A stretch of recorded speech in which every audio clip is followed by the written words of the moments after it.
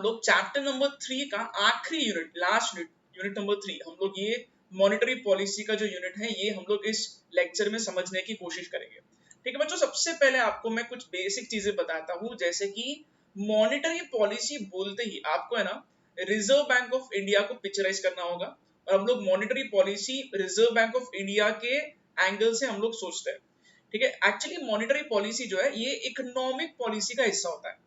यहाँ पे नीचे मैंने एक चार्ट के फॉर्म में आपको एक्सप्लेन करने की कोशिश की वैसे। ठीक है, इकोनॉमिक पॉलिसी के दो पार्ट्स होते हैं, सही है। Economic policy is a broader term, इसके दो पार्ट्स है, first is financial policy and second is monetary policy. अच्छा बच्चों, जब भी हम लोग बात करते हैं अपने कंट्री के इकोनॉमी की, इंडियन इकोनॉमी की, तो इंडियन इकोनॉमी को संभालने वाले दो इंपॉर्टेंट लोग होते हैं, दो इंपॉर्टेंट डिपार्टमेंट्स होते हैं। ठीक है, एक होता है फाइनेंस मिनिस्ट्री, ठीक है, जो फाइनेंस मिनिस्टर के कंट्रोल में होता है, जो गवर्नमेंट ऑफ इंडिया को रिप्रेजेंट करते हैं, और दूसरे होते हैं रिजर्व बैंक ऑफ इंडिया के गवर्नर, जो आरबीआई यानी कि सेंट्रल बैंक को रिप्रेजेंट करते हैं। ठीक है, तो बच्चों जब भी मैं बोल रहा हूँ कि फाइनेंस मिनिस्ट्री ने कोई चीज को कंट्रोल किए, तो वो एक्चुअली फाइनेंशियल पॉलिसी के थ्रू होता है।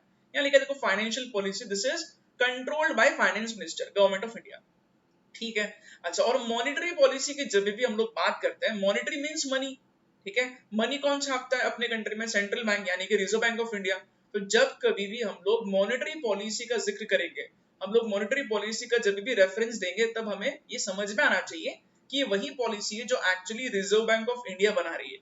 ठीक है, तो यहाँ लिखा है controlled by reserve Bank of India which is the central bank. ठीक बात है, तो ये government of India financial policy को रेगुलेट करती है, और सेंट्रल बैंक यानी कि रिजर्व बैंक ऑफ इंडिया जो है ये मॉनेटरी पॉलिसी को संभालती है। ठीक है, अच्छा बच्चों, अभी आपको एक एग्जांपल भी देता हूँ। ठीक है, फाइनेंशियल पॉलिसी को किस तरीके से मैनेज किया जाता है इसका मैं एक एग्जांपल दूंगा, बिकॉज एज सच ये फाइनेंशियल पॉलिसी जो है ना, अभी फिलहाल हम लोगों को इस पे ध्यान देना नहीं है, तो एक एग्जांपल देके हम लोग इसको एंड करते हैं यहाँ पे।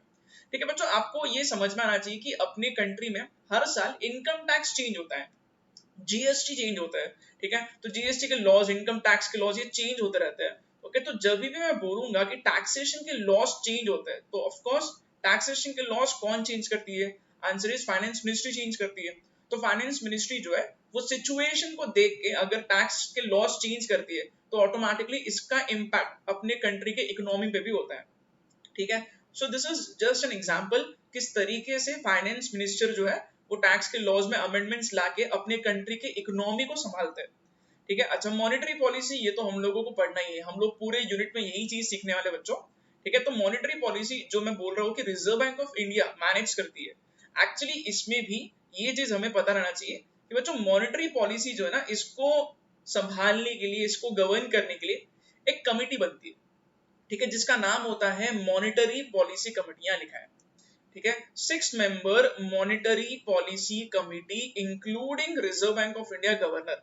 ठीक है, तो बच्चों एग्जैक्टली इसका मीनिंग क्या है? इसका मीनिंग है कि ये एमपीसी, जिसको हम लोग पॉपुलरली बोलते हैं मॉनेटरी पॉलिसी कमिटी, ये कमिटी जो है ना, ठीक है, इसमें कुछ 6 लोग होते हैं, और ये 6 लोग एकदम एक्सपर्ट होते हैं, इंटेलिजेंट लोग होते हैं, इन्हें फाइनेंस इकोनॉमिक्स का बहुत डिटेल नॉलेज होता है, और ये 6 लोग अपने देश में मॉनेटरी पॉलिसी को संभालते हैं।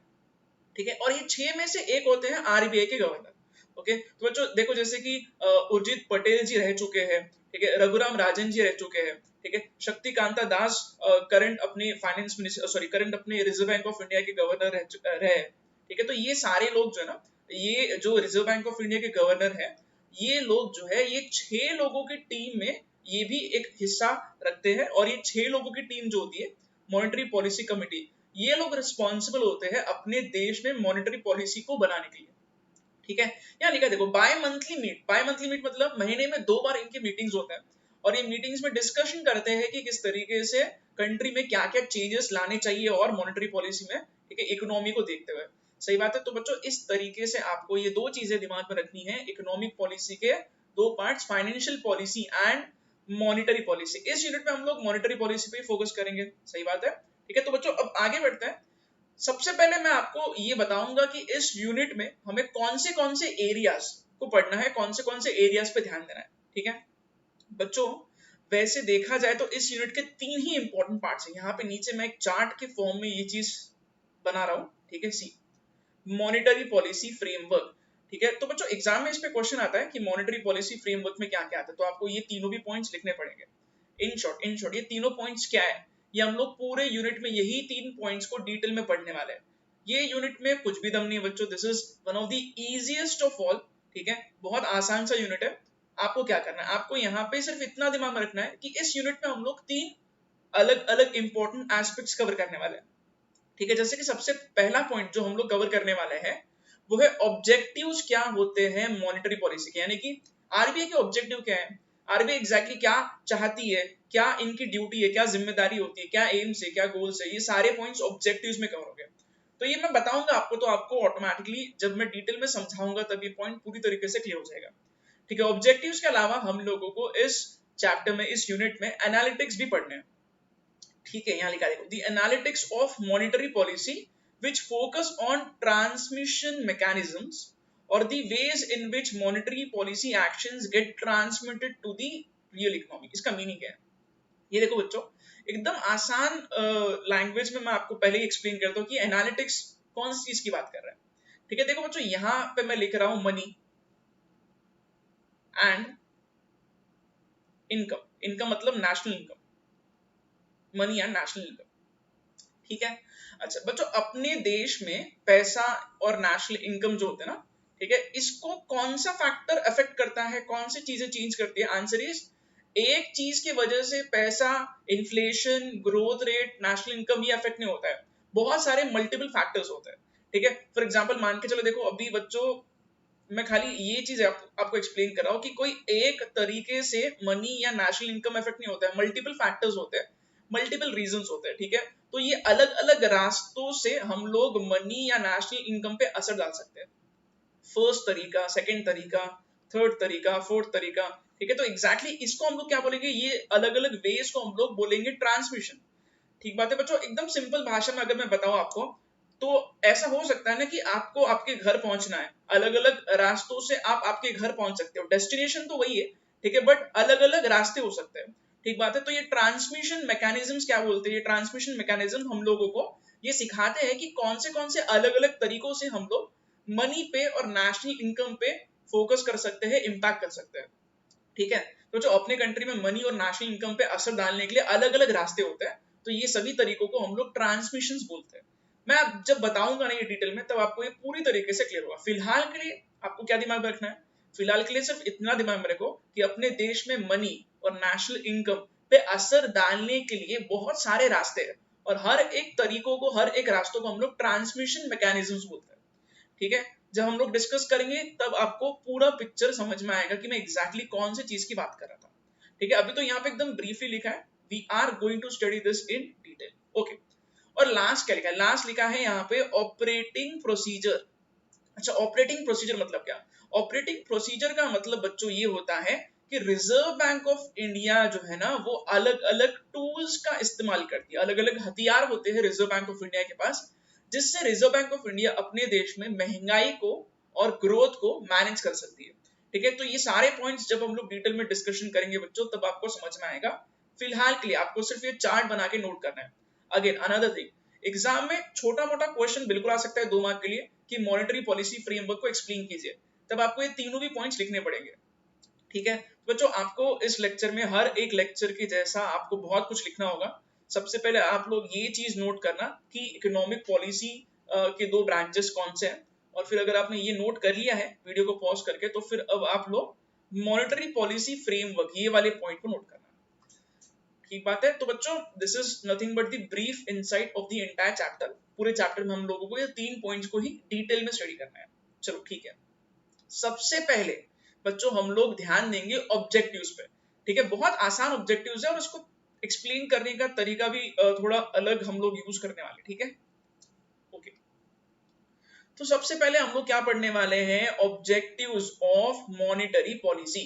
इन शॉर्ट आरबीआई जो है, रिजर्व बैंक ऑफ इंडिया जो है, ठीक है, इनके क्या क्या ऑब्जेक्टिव्स है, क्या क्या एम है, क्या क्या गोल्स हैं इनके, ये सब हम लोग ये पॉइंट से समझने वाले हैं, ठीक है। तो बच्चों सबसे पहले हम लोग एक काम करते हैं, देखो यहाँ पे टोटल 8 ऑब्जेक्टिव्स मैंने लिखे हैं, तो हर एक ऑब्जेक्टिव को एक्सप्लेन करने के लिए मैं एमयू नोट्स नीचे लिख रहा हूँ, ठीक है। तो एमयू नोट्स के थ्रू मैं आपको ये सारे पॉइंट्स एक्सप्लेन करने की कोशिश करूंगा, ठीक है। आपको क्या करना है बच्चों, सबसे पहले आप लोग सारे पॉइंट्स को समझ लो, फिर ही आप लोग लिखना चालू करना, ठीक है। तो सबसे पहले हम लोग एमयू नोट्स पढ़ते हैं, बच्चों देखो MU notes, this is again for your understanding, ठीक है। एग्जाम में एमयू नोट्स लिखने की जरूरत नहीं इतना डिटेल में, ओके। एग्जाम में अगर आपको ऑब्जेक्टिव्स पूछे गए, 2 मार्क का क्वेश्चन आता है, ठीक है, तो आपको ये सारे पॉइंट्स लिखने होंगे, दैट्स इट। अगर 4 मार्क का क्वेश्चन आए तो थोड़ा बहुत आपको एक्सप्लेनेशन देना पड़ेगा, ठीक है। तो हम लोग पहले देखते हैं एग्जैक्टली एमयू नोट्स में कौन से पॉइंट को एक्सप्लेन किया है। तो बच्चों देखो, economic growth and price stability, ये एक ऑब्जेक्टिव है आरबीआई का, ठीक है। रिजर्व बैंक ऑफ इंडिया का एक ऑब्जेक्टिव है economic growth and price stability. Exactly इसका मीनिंग क्या है ये मैं आपको एक्सप्लेन करने की कोशिश कर रहा हूं बच्चों, ठीक है। सबसे पहले एक बहुत सिंपल से चीजों को हम लोग समझने की कोशिश करते हैं। देखो बच्चों, अपनी कंट्री में ना, ठीक है, बहुत बहस होती है कि ग्रोथ पे फोकस होना चाहिए या महंगाई को कम करने पे फोकस होना चाहिए, ठीक है। आपको है ना पहले एक सिंपल सा एग्जांपल में दे रहा हूं बच्चों। सी देखो, अगर सपोज क्लास की फीस बढ़ती है, सपोज क्लास की फीस बढ़ती है, तो इसका अच्छा असर होगा या बुरा असर होगा।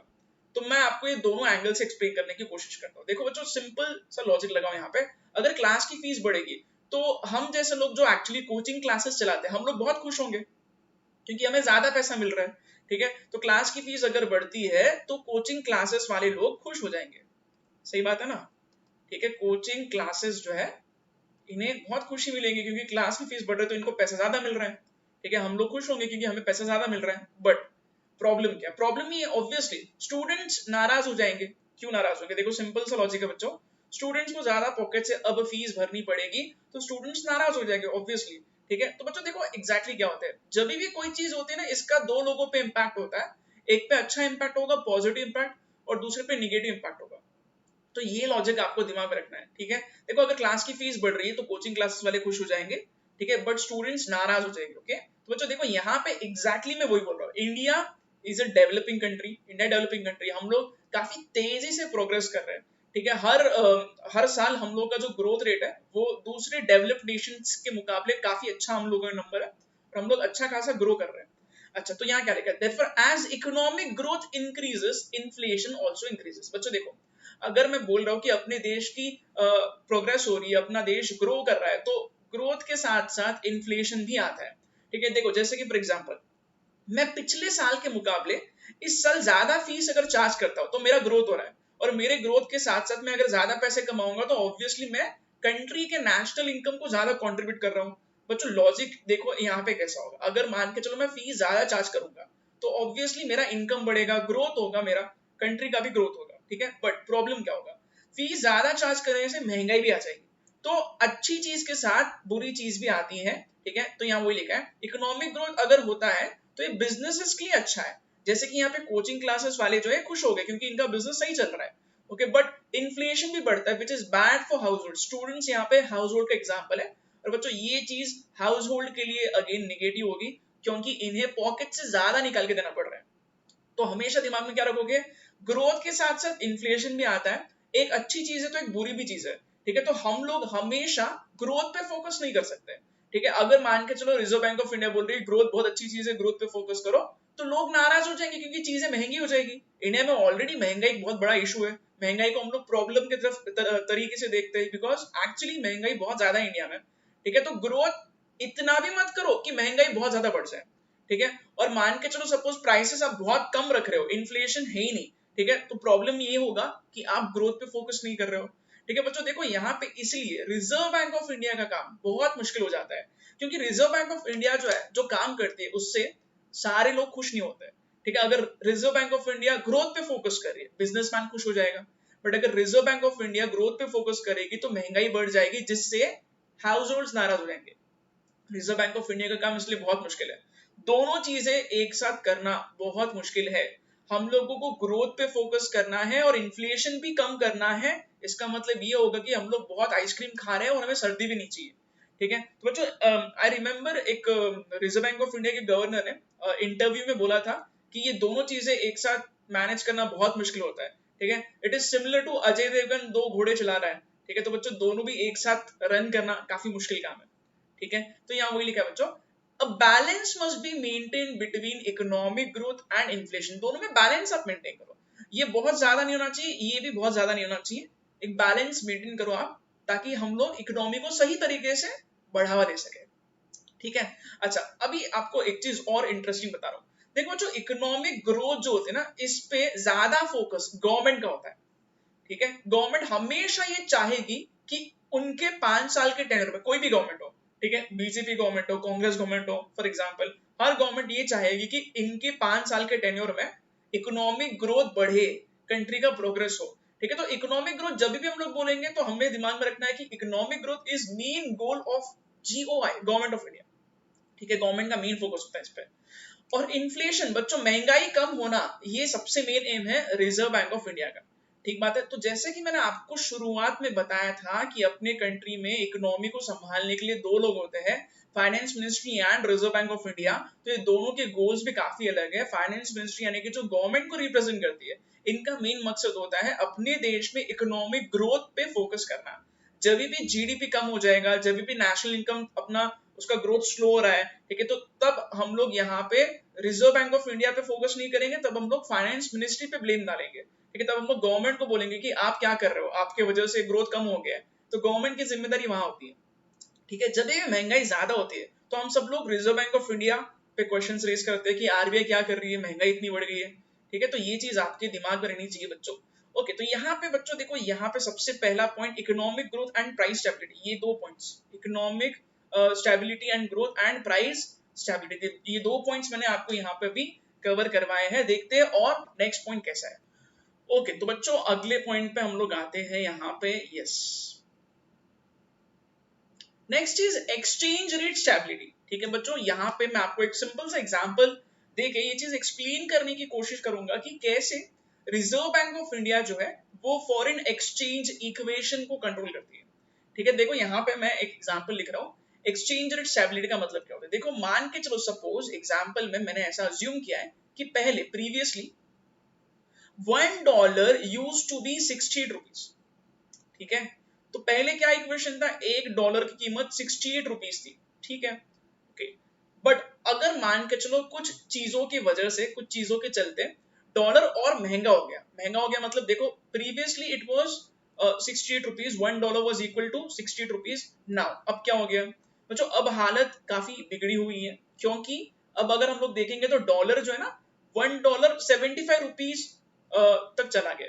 ठीक है, एग्जाम्पल है, this is only an example. Okay, चलो ठीक है बच्चों, अगर मान के चलो $1 पहले 68 रुपीज के बराबरी का था, बट अगर अब $1 जो है वो 75 रुपीज के बराबरी का हो गया, तो इससे क्लियर हमें क्या समझ में आएगा? हमें ये समझ में आना चाहिए कि डॉलर स्ट्रॉन्ग हो रहा है। देखो, एकदम सिंपल चीज है, बहुत सारे स्टूडेंट्स ये एकदम सिंपल चीज को भी नहीं समझ पाते हैं। कैसे स्ट्रॉन्ग हो गया डॉलर, ये मैं आपको एक्सप्लेन करता हूँ। पहले $1 से 68 रुपीज की चीज खरीदी जा सकती थी। ठीक है, बट अब वही $1 से 75 रुपीज की चीज खरीदी जा सकती है। ठीक है, तो बच्चों देखो, इसका मीनिंग क्या है? इसका मीनिंग है कि डॉलर की कीमत बढ़ गई है, ऑब्वियसली डॉलर की कीमत बढ़ गई 68 से 75। ठीक है, तो इसका मीनिंग क्या होगा? इसका मीनिंग है कि यूएस डॉलर जो है ये स्ट्रॉन्ग हो गया है और इंडियन रुपी जो है ये वीक हो गया। यूएसडी मतलब यूएस डॉलर, INR मतलब इंडियन रुपी। ठीक है, तो इंडियन रुपी वीक हो गया है और यूएस डॉलर स्ट्रॉन्ग हो गया। ठीक है बच्चों, जब कभी भी ऐसा सिचुएशन आता है तो यहाँ पे एग्जैक्टली क्या होता है ये मैं आपको एक्सप्लेन कर रहा हूँ। देखो, ध्यान से सुनना है आपको। ठीक है, अगर ऐसा होगा ना कि डॉलर स्ट्रॉन्ग हो रहा है, तो इससे एक्सपोर्टर्स काफी खुश होंगे। Exporters will be happy. क्यों एक्सपोर्टर्स खुश क्यों होंगे? बच्चों, एक्सपोर्टर्स कौन होते हैं? जो इंडिया से बाहर चीजें भेज रहे हैं। ठीक है, इंडिया से बाहर गुड्स एंड सर्विसेज दे रहे हैं, और इनको पैसा कहां से मिलेगा? पैसा डॉलर में मिलेगा। एक्सपोर्टर्स खुश क्यों हो गए? बिकॉज एक्सपोर्टर्स जो है ना, they receive dollar, they receive dollar. ठीक है, एक्सपोर्टर्स को डॉलर मिलता है। एग्जांपल के तौर पे मैं बता रहा हूँ बच्चों, टीसीएस, टाटा कंसल्टेंसी सर्विसेज, ठीक है, ये इंडिया की one of the biggest companies है और ये आईटी सेक्टर में बिलोंग करती है। और बच्चों, ये अपने मैक्सिमम क्लाइंट्स को इंडिया के बाहर सर्विसेज देती है। तो बच्चों, आप लोग इमेजिन कर सकते हो, अगर टीसीएस के क्लाइंट्स इंडिया के बाहर है और वो इंडिया के बाहर के क्लाइंट्स को अगर सर्विसेज देती है, तो बाहर के क्लाइंट्स इनको पैसा कैसे देंगे? डॉलर में। उनके पास रुपी कहां से आएगा? ठीक है, अगर इनके क्लाइंट्स यूएसए में बैठे हुए हैं तो ये क्लाइंट्स के पास डॉलर होगा, तो ये डॉलर इंडिया में भेजते हैं और इंडिया में डॉलर आता है। इन सिंपल वर्ड्स, अगर यहाँ पे मैं बोलूं कि एक्सपोर्टर्स जो है इनको डॉलर में पेमेंट मिलता है, तो अब क्या होगा? डॉलर की कीमत तो बढ़ गई है, 68 से 75 हो गई है।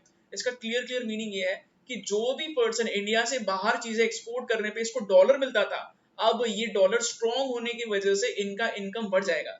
ठीक है, एक सिंपल एग्जांपल देता हूँ बच्चों, मान के चलो एक्सपोर्टर पहले $100 कमाता था। ठीक है, तो पहले $100 की कीमत कितनी थी, पहले थी 6800 रुपीज। ठीक है, तो अब मान के चलो यही चीज अगर डॉलर महंगा होने की वजह से अब ये $100 ले रहा है बाहर से, तो बट ये $100 की कीमत कितनी हो जाएगी, 7500 रुपीज। इन शॉर्ट बैठे बैठे ये एक्सपोर्टर का इसका जो डिफरेंस है 7500 and 6800 which is again 700 rupees का यहाँ पे फायदा हो गया। ठीक है, तो ये गेन जो है इसको हम लोग बोलते हैं फॉरेन एक्सचेंज गेन। ठीक है, तो बच्चों एक्सपोर्टर्स सच में खुश हो जाएंगे। ठीक है, अच्छा, बट इंपोर्टर्स जो है ना इनकी बैंड बच जाएगी बच्चों। ऐसा मैं क्यों बोल रहा हूँ, बिकॉज सीधी सीधी बात है बच्चों, यहाँ पे इंपोर्टर्स एग्जैक्टली क्या करते हैं, इंपोर्टर्स पे इसका कैसे इंपैक्ट होता है। अगर मान के चलो सपोज मैं यूएसए से कोई चीज इंपोर्ट करता हूँ, ठीक है, तो मेरे को उन लोगों को डॉलर में पेमेंट करना पड़ेगा। ठीक है ना, तो यहाँ पे इंपोर्टर्स का प्रॉब्लम क्या है, दे पे डॉलर्स, दे पे डॉलर्स। ठीक है, तो बच्चों अगर सपोज मान के चलो पहले मेरे को $100 पे करने, तो मेरे को पॉकेट से 6800 रुपीज निकाल के देना पड़ता था। बट अगर अब मेरे को $100 पे करने हैं, तो क्योंकि ये बहुत महंगा हो गया, तो अब पॉकेट से $7500 निकाल के देने पड़ रहे हैं, यानी कि मेरा 700 रुपए का नुकसान हो जाएगा अगर मैं इंपोर्टर हूं तो। ठीक है, यही चीज फायदा होगी एक्सपोर्टर के लिए, बट इंपोर्टर के लिए यही चीज नुकसान वाली होगी। तो इसलिए इंपोर्टर्स नाराज होंगे और एक्सपोर्टर्स खुश हो जाएंगे। ठीक बात है, तो बच्चों अभी क्या होगा, ये इंपोर्टर्स जो है ना ये जाएंगे रिजर्व बैंक ऑफ इंडिया के पास, और रिजर्व बैंक ऑफ इंडिया के पास जाके बोलेंगे सर डॉलर बहुत महंगा हो गया सर, और डॉलर महंगा होने की वजह से हमारी बैंड बज रही है, प्लीज कुछ कीजिए। बच्चों देखो अब आपको एक सिंपल चीज बताता हूँ, देखो डॉलर जो है ना उसका भाव रोज चेंज होता है। ठीक है, अगर आप लोग देखोगे ना जैसे कि स्टॉक मार्केट में शेयर के भाव रोज चेंज होते हैं, वैसे ही डॉलर और रुपी का इक्वेशन रोज चेंज होता है। बट अगर डॉलर बहुत ज्यादा बढ़ जाता है, जैसे कि 68 से सीधा 75 हो गया, this is a huge jump, बहुत बढ़ गया ना। ठीक है, तो अगर डॉलर बहुत ज्यादा बढ़ जाता है तब पिक्चर में आएगी रिजर्व बैंक ऑफ इंडिया, और रिजर्व बैंक ऑफ इंडिया कुछ तो ऐसा जुगाड़ करेगी जिससे डॉलर जो है वो थोड़ा नीचे आ जाए और डॉलर जो है उसका प्राइस जो है वो कम हो जाए। ठीक है, तो बच्चों देखेंगे अभी हम लोग एग्जैक्टली यहाँ पे क्या होगा। देखो इंडिया का केस यहाँ पे लिखा है बच्चों वैसे तो, ठीक है, ये भी मैं आपको एक्सप्लेन करता हूँ। इंडियाज केस, इंडिया का केस क्या है, India is a net importer of goods and services. Net importer मतलब बच्चों देखो ये तो चीज आपको दिमाग में बिल्कुल रहनी चाहिए कि इंडिया के केस में अपने इंपोर्ट ज्यादा है और अपने एक्सपोर्ट्स कम है। ये पॉइंट मैंने इसके पहले के लेक्चर्स में भी बताया था कि इंडिया बहुत ज्यादा इंपोर्ट करती है, सबसे ज्यादा तो हम लोग क्रूड ऑयल इंपोर्ट करते हैं। ठीक है, और क्रूड ऑयल का इंपोर्ट हम लोग कंट्रोल भी नहीं कर सकते हैं। बगैर क्रूड ऑयल के, बगैर कच्चे तेल के पेट्रोल और डीजल नहीं होगा, ट्रांसपोर्टेशन सिस्टम ही बंद हो जाएगा। हम लोग गोल्ड बहुत ज्यादा इंपोर्ट करते हैं, अपने इंपोर्ट्स ज्यादा है और हम लोग इंपोर्ट्स को मेजरली कंट्रोल कर ही नहीं सकते। एक्सपोर्ट्स भी हम लोगों के जो है वो इंपोर्ट के बराबरी के नहीं है। इसलिए प्रॉब्लम क्या होगा, प्रॉब्लम ये होगा कि इंडिया के इंपोर्ट ज्यादा है तो इंपोर्टर्स पे ज्यादा बुरा असर होगा। ठीक है, तो बुराई ज्यादा है अच्छा ही कम है जब भी डॉलर बढ़ता है। ठीक है, तो इसलिए यहाँ पे अब पिक्चर में आएगी reserve Bank of India. Please एक चीज नोट करना, आरबीआई रोज फ्लक्चुएशन होती है तो रोज बीच में नहीं आती। आरबीआई कब इंटरफेयर करेगी, जब सच में डॉलर बहुत तेजी से बढ़ रहा है, बहुत तेजी से एप्रिशिएट कर रहा है, तब ही पिक्चर में आएगी रिजर्व बैंक ऑफ इंडिया। तब रिजर्व बैंक ऑफ इंडिया इसको प्रॉब्लम की तरह देखती है और रिजर्व बैंक ऑफ इंडिया कुछ ना कुछ करेगी जिससे ये डॉलर जो बढ़ रहा है वो धीरे धीरे कम हो जाएगा। क्या करेगी रिजर्व बैंक ऑफ इंडिया, ये अभी हम लोग देखते हैं। ठीक है, तो बच्चों यहाँ पे क्या लिखा है देखो, to avoid too much of INR depreciation, मतलब जो अपनी इंडियन करेंसी का जो डेप्रिसिएशन हो रहा है, ठीक है, मतलब इंडियन करेंसी का वैल्यू गिर रहा है और जो यूएस डॉलर का एप्रिसिएशन हो रहा है, यूएस डॉलर का वैल्यू बढ़ रहा है, तो इसको अवॉइड करने के लिए आरबीआई क्या करेगी, RBI shall sell US dollar. This is very interesting, RBI US dollar बेचेगी। बच्चों आपको एक चीज बता दो, अपने कंट्री में ऐसा कौन सा अथॉरिटी है जिसके पास फॉरेन एक्सचेंज रिजर्व्स होते हैं, सिंपल आंसर इज आरबीआई। ठीक है, तो आरबीआई के पास क्या है, आरबीआई के पास फॉरेन एक्सचेंज के रिजर्व्स है। ठीक है, रिजर्व्स मतलब यस, रिजर्व्स का मतलब ये होगा बच्चों कि यूएस डॉलर्स बहुत ज्यादा होते हैं रिजर्व बैंक ऑफ इंडिया के पास। ठीक है, रिजर्व बैंक ऑफ इंडिया संभाल के रखती है यूएस डॉलर को, सिर्फ यूएस डॉलर नहीं, ठीक है, जापानीज येन भी, ठीक है, यूके के पाउंड्स भी, हर एक अलग अलग देश का currency reserve Bank of India के पास मिलता है। तभी अगर मान के चलो मेरे को यूएसए जाने का है या फिर जापान जाने का है, मेरे को दूसरे देश का करेंसी चाहिए, तो मैं रिजर्व बैंक ऑफ इंडिया के एजेंट से वो एक्सचेंज करवाता हूँ एयरपोर्ट पे। ठीक है, सो ये चीज दिमाग में रखो कि आरबीआई के पास बहुत ज्यादा फॉरेन एक्सचेंज रिजर्व्स होते हैं, ठीक है। अच्छा, अब बच्चों देखो, अब मैं आपको ना एक ऐसी चीज बता रहा हूं जो एक्चुअली आप लोगों ने सीए फाउंडेशन लेवल पे डेफिनेटली सीखी होगी, ठीक है। सीपीटी बोलो, सीए फाउंडेशन लेवल बोलो, इवन 12th स्टैंडर्ड में भी आपने ऐसा किया रहेगा। बच्चों कोई भी चीज, ठीक है, ये चीज आपको पहले दिमाग में रखता हूं because this is very basic, अगर ये नहीं पता चलेगा तो आगे समझ में नहीं आएगा आपको, ठीक है। कोई भी चीज की कीमत हम लोग कैसे डिसाइड करते हैं, ठीक है। कोई भी चीज की कीमत हम लोग इक्विलिब्रियम प्राइस जो है, कोई भी चीज का प्राइस जो है वो हम लोग कैसे निकालते हैं, इक्विलिब्रियम प्राइस कैसे निकलता है, वेरी इजी। कोई भी चीज की कीमत जो है वो डिमांड और सप्लाई से निकलती है, ठीक बात है बच्चों। डिमांड का ग्राफ आपने कभी ड्रॉ किया रहेगा तो आपको ये पता रहना चाहिए कि डिमांड का ग्राफ डाउनवर्ड स्लोपिंग होता है, ठीक बात है। तो डिमांड का ग्राफ कैसा होगा, downward sloping, this is demand का ग्राफ। और सप्लाई का ग्राफ कैसा होगा, सप्लाई का ग्राफ होगा upward sloping, this is supply का ग्राफ। तो दोनों भी डिमांड और सप्लाई का जहां इंटरसेक्शन होता है वहां से हम लोगों को इक्विलिब्रियम प्राइस मिलता है और इक्विलिब्रियम क्वांटिटी मिलता है, ठीक है। तो अगर मैं ग्राफ इस तरीके से ड्रॉ कर रहा हूं तो मेरे को equilibrium price and equilibrium quantity मिलेगा। यहाँ पे एग्जैक्टली मैंने वही किया, ठीक है। तो ये चीज मैं मिटाता हूँ बिकॉज ऑलरेडी हमने ग्राफ ड्रॉ किया है, तो मैं आपको इस ग्राफ से ही इस चीज का लॉजिक एक्सप्लेन करने की कोशिश करूंगा बच्चों। यस, ध्यान से देखना अभी आप। ओके, तो बच्चों देखो रिजर्व बैंक ऑफ इंडिया क्या करती है, देखो बच्चों अब हम लोग क्या करेंगे पता है, देखो अभी हम लोग है ना डॉलर को एक कमोडिटी से समानेंगे, ठीक है। जैसे कि मान के चलो पेट्रोल है, डीजल है, ठीक है, लैपटॉप है, ओके, कंप्यूटर है, मोबाइल फोन है, कोई भी अलग अलग चीज जैसी होती है, वैसे हम लोग डॉलर को एक कमोडिटी मानेंगे, ओके। यस, तो अभी देखो यहाँ क्या लिखा है, यहाँ पे हम लोग बच्चों इस एक्सिस पे, वाई एक्सिस पे लेंगे प्राइस ऑफ यूएस डॉलर, ठीक है। और यहाँ पे हम लोग एक्स एक्सिस पे लेंगे quantity demanded and supplied of US dollar, ठीक है। अच्छा, तो बच्चों देखो अभी मैं आपको जैसे अभी बता चुका हूं कोई भी चीज की कीमत कैसे डिसाइड होती है, वेरी सिंपल, डिमांड और सप्लाई से डिसाइड होती है, ठीक है। तो डॉलर की कीमत भी कैसे डिसाइड होगी, डिमांड और सप्लाई से डिसाइड होगी। तो मैं क्या करूंगा, मैं सबसे पहले डिमांड का ग्राफ ड्रॉ करता हूं। बच्चों डिमांड का ग्राफ कैसे होता है, अल्फ्रेड मार्शल को याद रखो, लॉ ऑफ डिमांड अगर आपको याद है तो, ठीक है। लॉ ऑफ डिमांड फिर से याद दिला देता हूं, मेरे को है ना थोड़ा डाउट है यार कुछ बच्चों पे कि उनको शायद ये पता नहीं होगा। लॉ ऑफ डिमांड क्या बोलता है, प्राइस ज्यादा तो चीज महंगी, कंज्यूमर कम खरीदेगा, डिमांड कम, प्राइस कम तो चीज सस्ती, कंज्यूमर ज्यादा खरीदेगा, डिमांड ज्यादा। सो प्राइस और डिमांड में इनवर्स रिलेशनशिप है, इसलिए डिमांड का ग्राफ कैसा आएगा, डाउनवर्ड स्लोपिंग, ठीक है। तो मैंने यहाँ पे डिमांड का ग्राफ ड्रॉ किया है, दिस इज डिमांड, बराबर ना, ठीक है। अच्छा बच्चों लॉ ऑफ सप्लाई क्या बोलते हैं, लॉ ऑफ सप्लाई हम लोग सप्लायर के हिसाब से सोचते हैं, तो प्राइस ज्यादा मतलब पैसे ज्यादा मिल रहे हैं, तो सप्लायर क्या करेगा, सप्लायर अपने चीज का सप्लाई बढ़ा देगा, ठीक है। अच्छा, और प्राइस अगर कम तो सप्लाई कम, ठीक है, क्योंकि प्रॉफिट कम हो रहा है ना तो सप्लाई भी कम हो जाएगा। तो ये लॉ ऑफ सप्लाई के हिसाब से सप्लाई का ग्राफ, क्योंकि डायरेक्ट रिलेशनशिप है इसलिए ग्राफ अपवर्ड स्लोपिंग आएगा, ठीक है। This is law of demand, right, and this is law of supply. दोनों भी अल्फ्रेड मार्शल अंकल ने बोला है, आपको ये पता रहना चाहिए, ठीक है। अच्छा, तो सप्लाई का ग्राफ कैसा आएगा, सप्लाई का ग्राफ आएगा अपवर्ड स्लोपिंग, ठीक है। तो बच्चों देखो दोनों का इंटरसेक्शन जो है इससे मेरे को प्राइस समझ में आ रहा है, राइट। तो प्राइस कितना है यहाँ पे, प्राइस है again 75 rupees, $1 is equal to 75 rupees, ये शुरुआत का प्राइस है। ये प्रॉब्लम है बच्चों क्योंकि डॉलर बहुत महंगा हो गया। अब आरबीआई क्या करेगी, आरबीआई के पास क्या है, आरबीआई के पास है फॉरेन एक्सचेंज रिजर्व्स, तो आरबीआई अपने पिटारे में से डॉलर निकालेगी और डॉलर का सप्लाई बढ़ाएगी। वेरी इजी, क्या करना है आरबीआई को, आरबीआई को डॉलर बेचना है, क्यों, क्योंकि डॉलर बेचेगी अगर आरबीआई तो डॉलर का सप्लाई मार्केट में बढ़ेगा। तो अगर डॉलर का सप्लाई बढ़ता है बच्चों तो क्या होगा, सप्लाई का ग्राफ जो है वो आगे ढकल दो क्योंकि सप्लाई बढ़ रहा है, ठीक है। देखो यहाँ पे अब मैं सप्लाई के ग्राफ को अलग से हाईलाइट करके आपको ये चीज एक्सप्लेन करता हूँ बच्चों।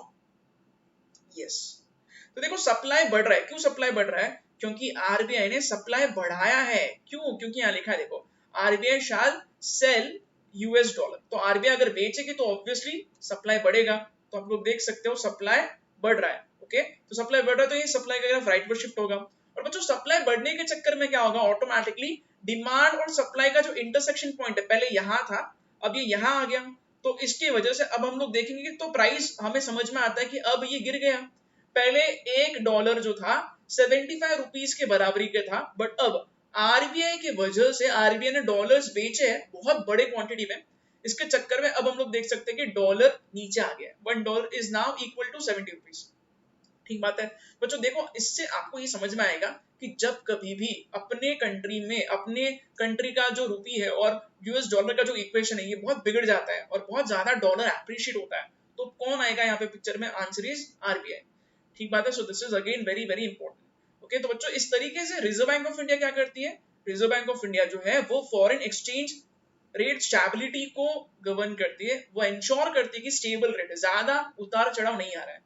ठीक है, क्योंकि अगर बढ़ेगा या कम होगा तो इंपोर्टर एक्सपोर्टर दोनों में से किसी ना किसी को तो तकलीफ होगी होगी। ठीक है, अच्छा बच्चों आपको एक चीज और बताता हूँ, ऐसे व्हाट्सएप पे मैंने बहुत सारे ऐसे फेक मैसेजेस देखे हैं, जो लोग बोलते हैं कि हम लोगों को दूसरे देश की चीजें बिल्कुल भी कंज्यूम नहीं करनी चाहिए, जिसकी वजह से डॉलर जो है वो और गिर जाएगा। ठीक है, बहुत लोग बोलते हैं कि अगर हम लोग एक दिन दूसरे देश की चीजों को यूज नहीं करेंगे तो $1 1 रुपए के बराबरी का हो जाएगा। अच्छा आपको एक चीज बता दो, अगर $1 1 रुपी हो गया ना तो सारे के सारे एक्सपोर्टर्स की बैंड बच जाएगी। ठीक है, so this is not good. आप लोग भले ही ऐसा सोच सकते हो कि सर डॉलर और रुपी अगर इक्वल हो गया तो बहुत अच्छी बात है, ऐसा बिल्कुल नहीं है। क्यों, आप लोग इमेजिन करो ना, हम लोग जो एक्सपोर्टर्स की जब बात करते हैं, टीसीएस जैसे बड़े बड़े कंपनीज है जो बहुत ह्यूज क्वांटिटी में एक्सपोर्ट करते हैं, ये लोग क्या कमाएंगे यार। ठीक है, तो इनका जो रेवेन्यू है वो तो ड्रास्टिकली इंपैक्ट हो जाएगा।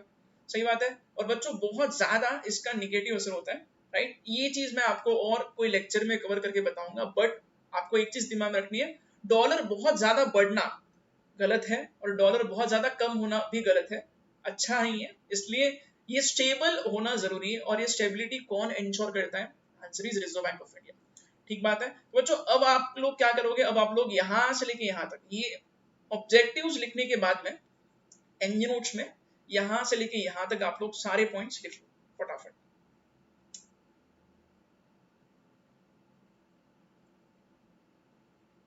राइट, ठीक है, तो बच्चों अभी ऑब्जेक्टिव्स में हमने कहां कहां तक के पॉइंट्स पढ़ लिए हैं। देखो ये एक्सचेंज रेट स्टेबिलिटी वाला पॉइंट ये अभी मैंने आपको बताया। सो this is exchange rate stability. Okay बच्चों, नेक्स्ट पॉइंट पे आते हैं, देखते हैं और क्या ऑब्जेक्टिव्स होते हैं, और क्या ऑब्जेक्टिव्स हैं अगेन आरबीआई के। ठीक है, यस यस, नेक्स्ट पॉइंट यहाँ लिखा है बैलेंस ऑफ पेमेंट। अच्छा बैलेंस ऑफ पेमेंट ये एग्जैक्टली क्या होता है बच्चों, ये मैं आपको ब्रीफली एक्सप्लेन कर रहा हूँ। ठीक है, बैलेंस ऑफ पेमेंट मतलब इंडिया का दूसरे कंट्रीज के साथ क्या हिसाब किताब है वैसे रेस्ट ऑफ द वर्ल्ड। ठीक है बच्चों, जैसे कि एक बिजनेसमैन लेजर अकाउंट क्रिएट करता है। ठीक है, आप लोगों ने सब लोगों ने अकाउंट्स में किया ही रहेगा लेजर बनाना। ठीक है, लेजर से हम लोग क्या करते हैं, लेजर से हम लोग अलग अलग लोगों का हिसाब किताब रखते हैं। ठीक है, फॉर एग्जाम्पल मान के चलो मेरे को 10 लोगों से पैसा आना बाकी है, तो ये 10 लोग मेरे डेटर्स हो जाएंगे, तो मैं मेरे बुक्स में इनको डेटर्स के तौर पे बताऊंगा, और इससे मेरे को समझ में आएगा कि मेरे को इनसे पैसा आना बाकी है। सही है ना। अच्छा मान के चलो मेरे को 15 लोगों को पेमेंट देना बाकी है, तो ये 15 लोग जिनको मेरे को पैसा देना बाकी है ये मेरे क्रेडिटर्स हो जाएंगे। ठीक है, तो ये मैं मेरे बुक्स ऑफ अकाउंट से देख के लेजर से मैं समझ सकता हूँ कि इन लोगों को पैसा देना है और इन लोगों से पैसा आना है। ठीक है, एग्जैक्टली ऐसा ही हम लोग अपने कंट्री के लेवल पे करते हैं। ठीक है, तो कंट्री के लेवल पे जो हम लोग करते हैं इसी को हम लोग बोलते हैं balance of payment. Balance of payment का मीनिंग क्या है, बैलेंस ऑफ पेमेंट मतलब जो हिसाब किताब इंडिया रखती है रेस्ट ऑफ द वर्ल्ड के साथ, किससे पैसा आना है किसको पैसा देना है, इसको हम लोग बैलेंस ऑफ पेमेंट बोलते हैं। ठीक है, इसके दो पार्ट से बच्चों, एक होता है करंट अकाउंट, दूसरा होता है कैपिटल अकाउंट। करंट अकाउंट में रेगुलर आपके ट्रांजैक्शंस आते हैं, और कैपिटल अकाउंट में आपने किसी से लोन लिया है, ठीक है, लोन का रीपेमेंट अगर आप करते हो तो ये सारी चीजें कैपिटल अकाउंट में आते हैं। ओके, तो बच्चों ये भी चीज जो है ना यहाँ पे again reserve Bank of India का बहुत इंपॉर्टेंट रोल रहता है। ठीक है, ये पॉइंट हम लोग ज्यादा डिटेल में नहीं समझने वाले हैं। ठीक है, बिकॉज इतना ही रेफरेंस आपको दिया है, तो आपको सिर्फ इतना दिमाग में रखना है फिलहाल के लिए कि बैलेंस ऑफ पेमेंट मतलब हम लोग अपने कंट्री का हिसाब किताब जो रेस्ट ऑफ द वर्ल्ड के साथ रखते हैं, इसी को हम लोग बैलेंस ऑफ पेमेंट बोलते हैं। ठीक है, अच्छा बच्चों एक और बहुत इंपॉर्टेंट एस्पेक्ट है जो रिजर्व बैंक ऑफ इंडिया को दिमाग में रखना होगा, और वो है interest rates, very very important. ठीक है, देखो बच्चों रिजर्व बैंक ऑफ इंडिया क्या करते हैं, रिजर्व बैंक ऑफ इंडिया अपने कंट्री में इंटरेस्ट रेट्स को कंट्रोल करते हैं। इंटरेस्ट रेट्स मतलब एग्जैक्टली कौन से इंटरेस्ट रेट्स सर, ये मैं आपको बता रहा हूँ, देखो यहाँ लिखा है इंटरेस्ट रेट्स जो होता है ना बच्चों, ये एग्जैक्टली बोरोइंग का इंटरेस्ट रेट है। ठीक है, बोरिंग मतलब अगर मान के चलो मैं बैंक के पास जाता हूँ और लोन मांगता हूँ, मैं बिजनेस मैन हूँ, मेरे को बिजनेस करने के लिए लोन चाहिए। ठीक है, तो बच्चों लोन पे इंटरेस्ट बैंक चार्ज करती है। ये जो बैंक इंटरेस्ट जो चार्ज कर रही है ना, एक्चुअली ये रिजर्व बैंक ऑफ इंडिया इसको कंट्रोल करती है। ठीक बात है, तो ये देखो यहाँ क्या लिखा है, इंटरेस्ट रेट का एग्जैक्टली अपने देश पे कैसा असर होता है, ये मैं आपको एकदम सिंपल एग्जांपल से एक्सप्लेन कर रहा हूँ। इंटरेस्ट रेट कौन कंट्रोल करती है, answer is reserve Bank of India. तो अगर रिजर्व बैंक ऑफ इंडिया ने रिड्यूस किया है इंटरेस्ट रेट कम कर दिया, तो क्या होगा बच्चों, इसका मीनिंग ये होगा कि अब बैंक मेरे जैसे बिजनेसमैन को लोन देगी सस्ते रेट ऑफ इंटरेस्ट पे। तो ऑब्वियसली अगर रेट ऑफ इंटरेस्ट कम हो जाएगा तो बिजनेसमैन ज्यादा मोटिवेटेड फील करेगा और वो ज्यादा से ज्यादा लोन लेने की कोशिश करेगा, क्योंकि उसको सस्ते रेट पे लोन मिल रहा है। ठीक है, तो अब क्या होगा, अगर आरबीआई ने इंटरेस्ट रेट गिरा दिया तो लोन का बोरिंग बढ़ेगा, मतलब ज्यादा बिजनेसमैन लोन लेंगे। अगर बिजनेसमैन लोन ज्यादा लेंगे तो ये बड़े बड़े फैक्ट्रीज लगा सकते हैं, इनका प्रोडक्शन बढ़ा सकते हैं, आउटपुट बढ़ा सकते हैं। ठीक है, और ज्यादा लोगों को ये जॉब्स भी दे सकते हैं, तो इससे एम्प्लॉयमेंट बढ़ेगा। ठीक बात है, एम्प्लॉयमेंट बढ़ेगा तो लोगों का इनकम भी बढ़ेगा। तो अगर रिजर्व बैंक ऑफ इंडिया को अपने देश में एम्प्लॉयमेंट लेवल बढ़ाना है, लोगों का इनकम बढ़ाना है, प्रोडक्शन बढ़ाना है, तो आरबीआई क्या करेगी, आरबीआई जो है वो इंटरेस्ट रेट को गिरा देगी। ठीक है, अच्छा बट बच्चों आपको एक चीज और बोलता हूँ, इंटरेस्ट रेट को अगर गिराएगी, एम्प्लॉयमेंट बढ़ेगा, इनकम बढ़ेगा, तो इसका एक और इम्पैक्ट होगा, ग्रोथ के साथ ही क्या होगा, ग्रोथ के साथ ही इन्फ्लेशन भी आ सकता है। ठीक है, तो ये अगेन मैं आपको वही चीज बता रहा हूँ कि रिजर्व बैंक ऑफ इंडिया को दोनों भी एस्पेक्ट्स को बैलेंस करना बहुत जरूरी है। ठीक बात है, तो बच्चों देखो ये इंटरेस्ट रेट वाला पॉइंट भी जो ना यहाँ पे ऊपर लिखा है इनके ऑब्जेक्टिव्स में, सही है। यस, क्या क्या लिखा है देखो यहाँ पे, मॉडरेट इंटरेस्ट रेट्स होने चाहिए। ठीक है, एक्सचेंज रेट स्टेबिलिटी, ये मैंने आपको बताया राइट। ठीक है, तो ये सारे पॉइंट्स जो है रिजर्व बैंक ऑफ इंडिया को दिमाग में रखना बहुत जरूरी होता है। ठीक है, अगले पॉइंट की तरफ बढ़ते बच्चों, देखते हैं हम लोग next point exactly reserve Bank of India के ऑब्जेक्टिव्स में क्या है। ठीक है, yes, productive and weaker sections of society, इसका मीनिंग क्या है बच्चों, देखो रिजर्व बैंक ऑफ इंडिया क्या करती है पता है, अपने देश में जो भी प्रोडक्टिव सेक्टर्स है, जो वीकर सेक्शंस है, वीकर सेक्शंस मतलब क्या, देखो बच्चों बैंक को अगर मान के चलो कुछ स्पेसिफिक बिजनेस लोन मांगने के लिए जाते हैं, तो बैंक नॉर्मली आसानी से इन लोगों को लोन देती नहीं है। एग्जाम्पल बोल रहा हूं, देखो बच्चों सपोज एग्रीकल्चर के लिए लोन चाहिए, से एग्रीकल्चर के लिए लोन चाहिए। ठीक है, तो बच्चों मान के चलो कोई फार्मर है जो एग्रीकल्चर के लिए लोन जिसको चाहिए और बैंक के पास जाता है। नॉर्मली बच्चों कोई भी बैंक जो है ना जल्दी से खुद से ही वॉलेंटरली एग्रीकल्चर पर्पस के लिए लोन नहीं देना पसंद करेगी। क्यों, क्योंकि बच्चों बैंक का भी अगर आप लोग सोचोगे ना, तो देखो कितना रीजनेबल बैंक का भी यहाँ पे आर्गुमेंट होगा। बैंक बोलेगी हम लोग फार्मर को लोन दे तो देंगे, बट अगर उसने रीपे नहीं किया लोन इंटरेस्ट के साथ में, तो हमारा तो नुकसान हो गया। ठीक है बच्चों, बहुत सारे फार्मर्स जो है ना वो उनकी फाइनेंशियल पोजीशन वीक होने की वजह से वो लोन सही टाइम पे सही तरीके से रीपे नहीं कर पाते। ठीक बात है, तो बच्चों देखो यहाँ पे इसलिए बहुत ज्यादा बैंक्स प्रेफर नहीं करते हैं एग्रीकल्चर पर्पस के लिए लोन का, दिस इज द फैक्ट। इसीलिए रिजर्व बैंक ऑफ इंडिया आती है। रिजर्व बैंक ऑफ इंडिया क्या बोलती है, reserve Bank of India banks पे प्रेशर डालती है और बोलती है देखो आप लोन दे रहे हो ना, तो आपको इतना कम से कम परसेंटेज आप अलग रखो और ये इतना कम से कम परसेंटेज आप लोग एग्रीकल्चर पर्पस के लिए लोन दो। कंपलसरी है, क्योंकि एग्रीकल्चर ही प्रमोट नहीं करेंगे हम लोग, तो हम लोगों के कंट्री का प्राइमरी सेक्टर ही प्रमोट नहीं होगा। एग्रीकल्चर पे ही तो सेकेंडरी और टर्शरी सेक्टर डिपेंड करता है। ठीक बात है, so this is very important कि प्रोडक्टिव सेक्टर्स को प्रमोट करना चाहिए, और यहाँ पे मेन रोल प्ले करती है आरबीआई। ठीक है, तो बच्चों देखो जैसे कि आरबीआई जो है बोलती है कि आप नाबार्ड को यहाँ पे लोन दीजिए, सिडबी हो गया, एक्जिम हो गया, MSME, RRB and primary sector, सबको लोन देना चाहिए, ऐसा बैंक्स पे प्रेशर क्रिएट करती है। एग्जैक्टली ये सब क्या है मैं आपको बता देता हूँ बच्चों। NABARD is again national bank for agricultural and rural development. बच्चों नाबार्ड जो है ना ये अपेक्स बैंक है, अपेक्स बैंक है फॉर एग्रीकल्चर। तो एग्रीकल्चर से जुड़े हुए सारे मामले जो है ना नाबार्ड सुलझाता है। ठीक है, वैसे ही है सिडबी। सिडबी का फुल फॉर्म क्या है, SIDBI is small industries development bank of India. SIDBI क्या करते हैं, SIDBI is again apex bank apex bank for small industries, छोटे छोटे जो इंडस्ट्रीज है ना बच्चों, ठीक है, इसको अगेन सिडबी प्रमोट करती है, ठीक है। वैसे ही एक्सिम होता है, Exim is export import bank, ठीक है। तो एक्सपोर्ट्स को बढ़ावा देने के लिए, ठीक है, एक्सपोर्ट्स को बढ़ावा देने के लिए again reserve Bank of India जो है वो बोलती है कमर्शियल बैंक्स को कि आप इन लोगों को लोन दीजिए, ठीक है। Then there is MSME, MSME is micro small and medium sector enterprise, again micro small and medium sector enterprises, तो ये छोटे मझोले कंपनीज जो होते हैं ना, इनको भी लोन देने के लिए यहाँ पे प्रमोट किया जाता है। इन लोगों को प्रमोट कैसे करेगी reserve Bank of India? Pressure create करके कमर्शियल बैंक्स पे कि आप लोग इनको लोन दीजिए, ठीक है। फिर होता है RRB, RRB is regional rural bank, ठीक है, रीजनल रूरल बैंक, अगेन ये भी एग्रीकल्चर को प्रमोट करने के लिए होता है।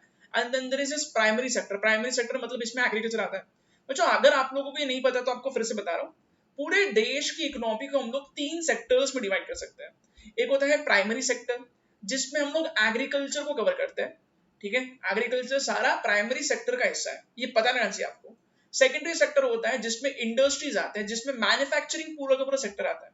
और फिर होता है टर्शरी सेक्टर, जिसमें सर्विस इंडस्ट्री आता है, जैसे कि मैं आप लोगों को सर्विसेज दे रहा हूँ, तो हम लोग सर्विस सेक्टर को बिलोंग करते हैं, ठीक बात है बच्चों। देखो प्राइमरी सेक्टर जिसमें एग्रीकल्चर आता है ना, ठीक है, इसको प्रमोट करना बहुत जरूरी है। अगर एग्रीकल्चर ही नहीं है तो सेकेंडरी और टर्शरी सेक्टर कहां से रहेंगे? तो ये चीज रिजर्व बैंक ऑफ इंडिया को बहुत अच्छे से पता है, इसलिए आरबीआई ये सारे सेक्टर्स को कैसे भी करके लोन मिलना चाहिए, ये चीज जो है वो इंश्योर करती है, ठीक बात है। तो बच्चों यही चीज ऊपर भी लिखी है, राइट, ओके। तो ये देखो बच्चों, ये पॉइंट यहाँ पे लिखा है, adequate credit flow to productive sectors, okay. अच्छा, और क्या लिखा है बच्चों? बैलेंस ऑफ पेमेंट, ये भी पॉइंट मैंने आपको बताया। फुल एम्प्लॉयमेंट, एम्प्लॉयमेंट को बढ़ावा देना, ये भी मैंने आपको बताया यहाँ पे, कैसे इंटरेस्ट रेट को गिरा के एम्प्लॉयमेंट को प्रमोट करती है आरबीआई। और लास्ट पॉइंट यहाँ पे लिखा है, creation of N efficient market for government securities. ये क्या है बच्चों? ये मैं आपको एक्सप्लेन कर रहा हूँ, ठीक है। लास्ट पॉइंट है बच्चों यहाँ पे, ओके। बच्चों देखो गवर्नमेंट बॉन्ड्स जो है ना, ठीक है, गवर्नमेंट बॉन्ड्स ये एग्जैक्टली क्या होता है? ओके, सी गवर्नमेंट बॉन्ड्स जो है बच्चों, ये गवर्नमेंट इशू करती है ऑब्वियसली, ठीक है। और गवर्नमेंट बॉन्ड्स एक इंस्ट्रूमेंट है जिसमें हम लोग पैसा लगा के हम लोगों को इंटरेस्ट मिल सकता है, सही बात है। अच्छा बच्चों देखो, आपको ये तो पता होगा कि रिजर्व बैंक ऑफ इंडिया जो है ये गवर्नमेंट की एजेंट है, सही है। तो गवर्नमेंट को जो कुछ भी चीज करनी होती है वो आरबीआई के थ्रू करवाती है, ओके। तो गवर्नमेंट बॉन्ड्स जो है वो, अगर गवर्नमेंट को बॉन्ड्स अपने बेचना है, ठीक है, तो ये भी किसके थ्रू करवाया जाएगा? ये भी आरबीआई के थ्रू करवाया जाता है, ठीक है। तो देखो बच्चों एग्जैक्टली क्या होता है, आरबीआई जो है वो गवर्नमेंट के बॉन्ड्स को बेचने की कोशिश करती है। बट प्रॉब्लम क्या है बच्चों? देखो प्रॉब्लम ये है कि गवर्नमेंट बॉन्ड्स में बहुत ज्यादा लोग इंटरेस्ट नहीं दिखाते हैं। उसका रीजन है, देखो यहाँ पे मैंने लिखे 2 reasons, are not well received because 2.5 years lock in period. बहुत बार ऐसा हम लोग देखते हैं, बहुत बार ऐसा होता है कि गवर्नमेंट बॉन्ड्स में लॉक इन पीरियड अच्छा खासा होता है। लॉक इन पीरियड मतलब क्या? मतलब गवर्नमेंट बोलती है देखो हमारे बॉन्ड्स में आप पैसा लगाओ और 2.5 साल तक आप पैसा भूल जाओ, 2.5 साल के बाद हम लोग आपको पैसा लौटाएंगे। तो अगर मैं गवर्नमेंट बॉन्ड्स परचेज कर रहा हूँ तो 2.5 साल तक मेरा पैसा अटक गया। जनरली लोग ये नहीं चाहते, ये इसलिए प्रेफरेंस इसको कम दिया जाता है। और दूसरा एक और प्रॉब्लम क्या है? लो इंटरेस्ट रेट। बच्चों इंटरेस्ट रेट आपको बहुत कम मिलता है, ठीक है। तो जो भी पर्सन थोड़ा रिस्क लेना चाहता है वो स्टॉक में, इक्विटी में इन्वेस्टमेंट करेगा, उसको गवर्नमेंट बॉन्ड्स पसंद नहीं आते हैं, ठीक है। फॉर एग्जांपल मेरे जैसा इन्वेस्टर जो है ना, मैं थोड़ा बहुत रिस्क लेकर स्टडी करके स्टॉक मार्केट में अगर इन्वेस्टमेंट करूंगा तो कभी भी गवर्नमेंट बॉन्ड से ज्यादा रिटर्न मिल जाएगा। ऑफकोर्स रिस्क है, बट अगेन कंडीशन भी वही था मेरा, जो थोड़ा बहुत रिस्क लेना चाहता है वो गवर्नमेंट बॉन्ड्स को कभी प्रेफर नहीं करेगा, ठीक है। तो इसलिए government bonds are not that well received, but government bonds जो है वो आरबीआई बेचती है क्योंकि आरबीआई एजेंट है गवर्नमेंट की, ठीक बात है। अच्छा बच्चों, अगर आरबीआई बॉन्ड्स बेचेगी और बॉन्ड्स खरीदेगी तो क्या होगा? एक्चुअली ये पॉइंट मैं आपको बाद में बताने वाला था, बट क्योंकि अभी यहाँ पे इसका रेफरेंस आ गया है इसलिए मैं आपको एक बार ये पॉइंट अभी क्लियर कर देता हूँ कि exactly reserve Bank of India जब बॉन्ड्स सेल करती है गवर्नमेंट के और जब खरीदती है तो क्या होगा, ठीक है बच्चों। नाउ सबसे पहले हम लोग इस पे फोकस करेंगे, क्या होगा अगर आरबीआई सेल करेगी बॉन्ड्स को? कौन बेचेगा? अगेन आरबीआई बेचेगी। तो देखो यहाँ पे मैंने आरबीआई लिखा है, ओके। तो आरबीआई और पब्लिक, आरबीआई क्या कर रही है? आरबीआई बॉन्ड्स को बेच रही है, ठीक है। बच्चों अगर रिजर्व बैंक ऑफ इंडिया ने पब्लिक को, बैंक्स को बॉन्ड्स बेचे तो सिंपल सा लॉजिक लगा, देखो आरबीआई जो है वो पब्लिक को क्या दे रही है? बॉन्ड्स दे रही है, ठीक है। तो बच्चों ऑब्वियसली अगर बॉन्ड्स दे रही है तो लोगों से पैसा भी लेगी, क्योंकि बगैर पैसों के बॉन्ड्स थोड़ी ना मिलेंगे लोगों को। ठीक है, तो अब क्या होगा, पब्लिक के पॉकेट से पैसा निकलेगा और आरबीआई के पास पैसा पहुंचेगा। ठीक है, तो बच्चों अब आप लोग इसका थोड़ा सा लॉजिक समझने की कोशिश करना।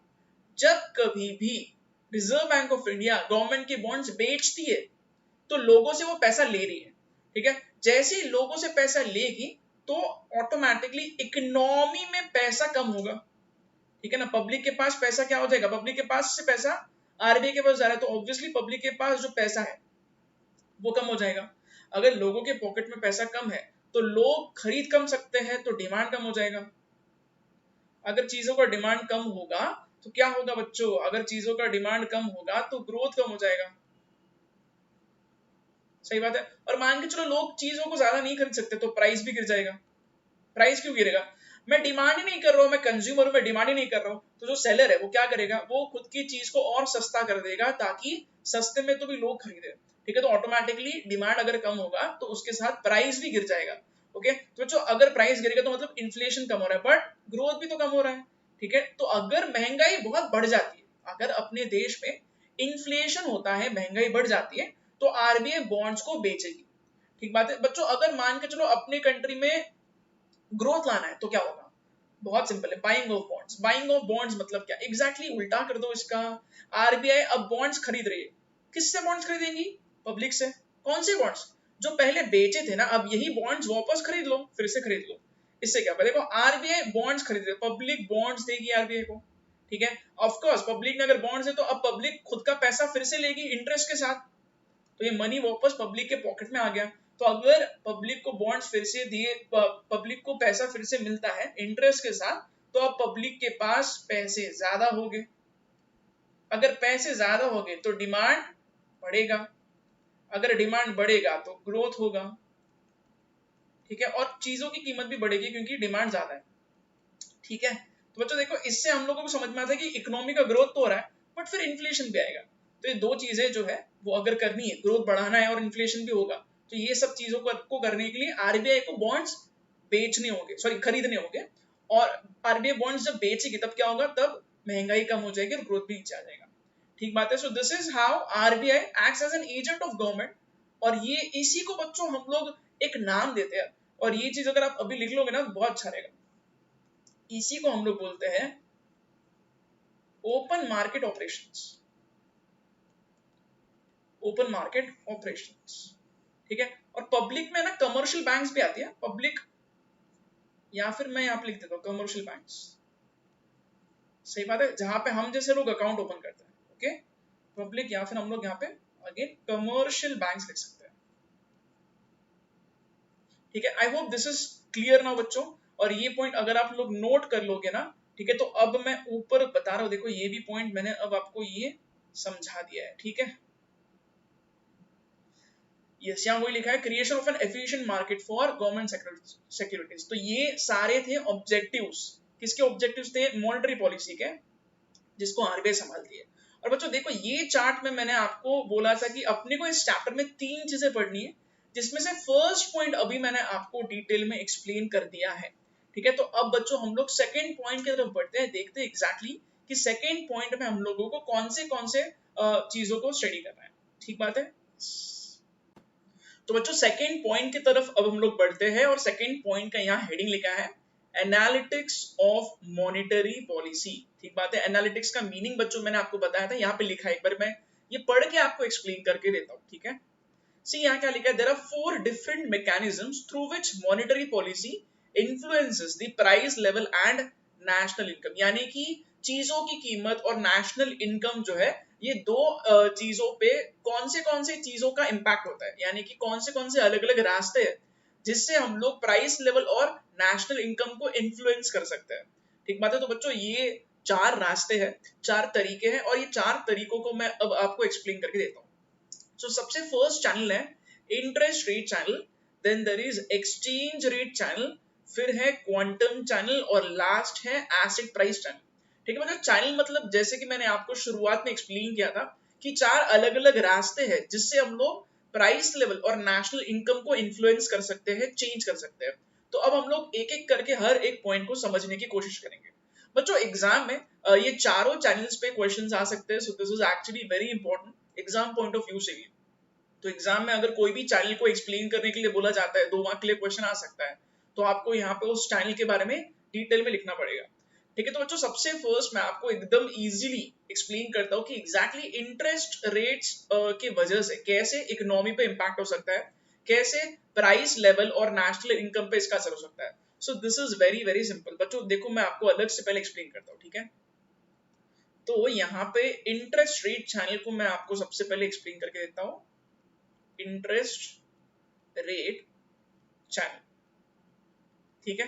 तो बच्चों देखो रिजर्व बैंक ऑफ इंडिया क्या कर सकती है। रिजर्व बैंक ऑफ इंडिया जो है ना, वो या तो इंटरेस्ट रेट को बढ़ा सकती है, नहीं तो इंटरेस्ट रेट को कम कर सकती है। ओके, तो मान के चलो सपोज सबसे पहले हम लोग इंटरेस्ट रेट्स को बढ़ाते हैं, ठीक है।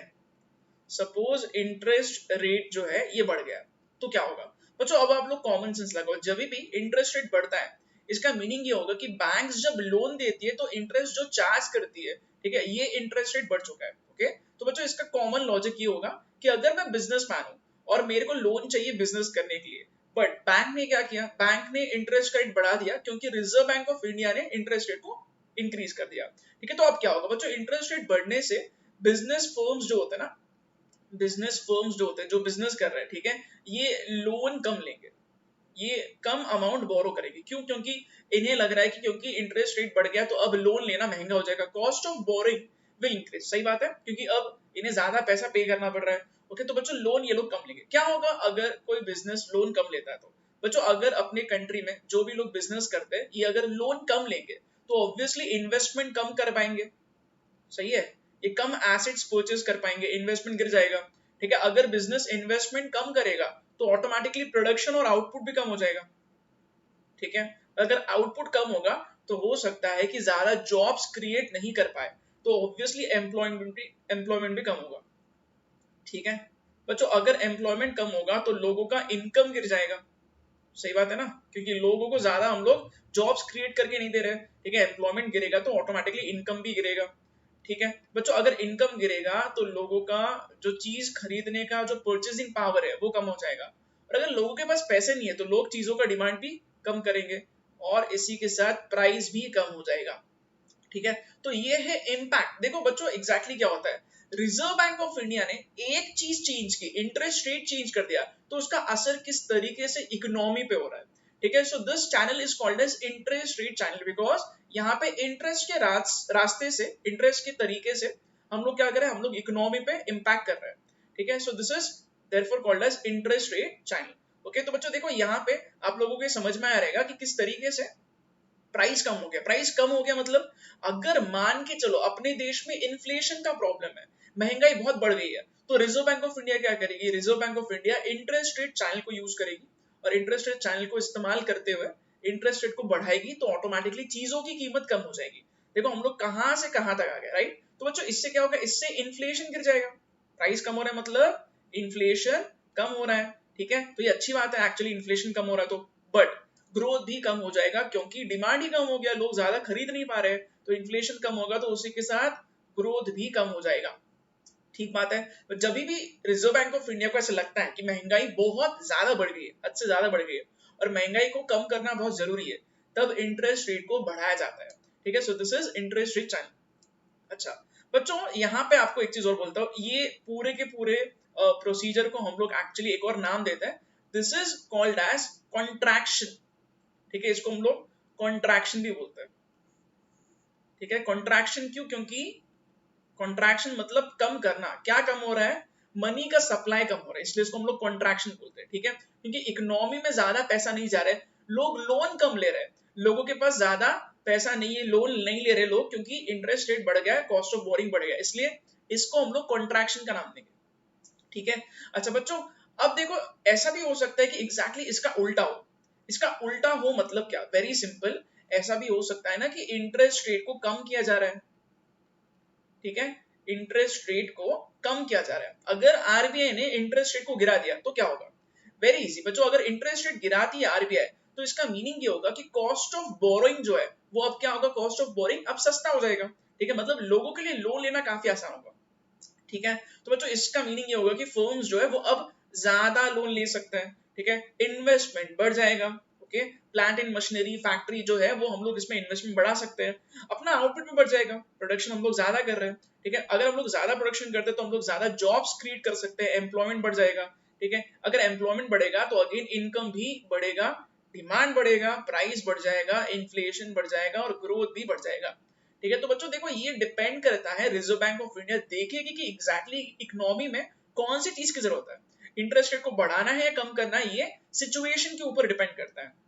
बट एक चीज पक्की है बच्चों, अगर इंटरेस्ट रेट को रिजर्व बैंक ऑफ इंडिया गिराती है तो ये सारे चीजों को हम लोग अब कॉन्ट्रैक्शन नहीं बोलेंगे बल्कि एक्सपेंशन बोलेंगे, ठीक है। Why expansion? Because we are expanding the money supply, हम लोग मनी के सप्लाई को बढ़ा रहे हैं, हम लोग प्रमोट कर रहे हैं, लोगों को ज्यादा लोन दिलवा रहे हैं हम लोग, क्योंकि हमने कॉस्ट ऑफ बोरिंग कम कर दिया, ठीक बात है। तो रिजर्व बैंक ऑफ इंडिया जो है वो इस तरीके से इंटरेस्ट रेट चैनल को यूज कर सकते हैं। तो आप लोग देख सकते हो, देखो इंटरेस्ट रेट चेंज कर दिया तो उसका इकोनॉमी पे, मनी पे, प्राइस लेवल पे, नेशनल इनकम पे बहुत ब्रॉड गहरा असर हो सकता है, ठीक है। So this is very simple, this is called as interest rate channel.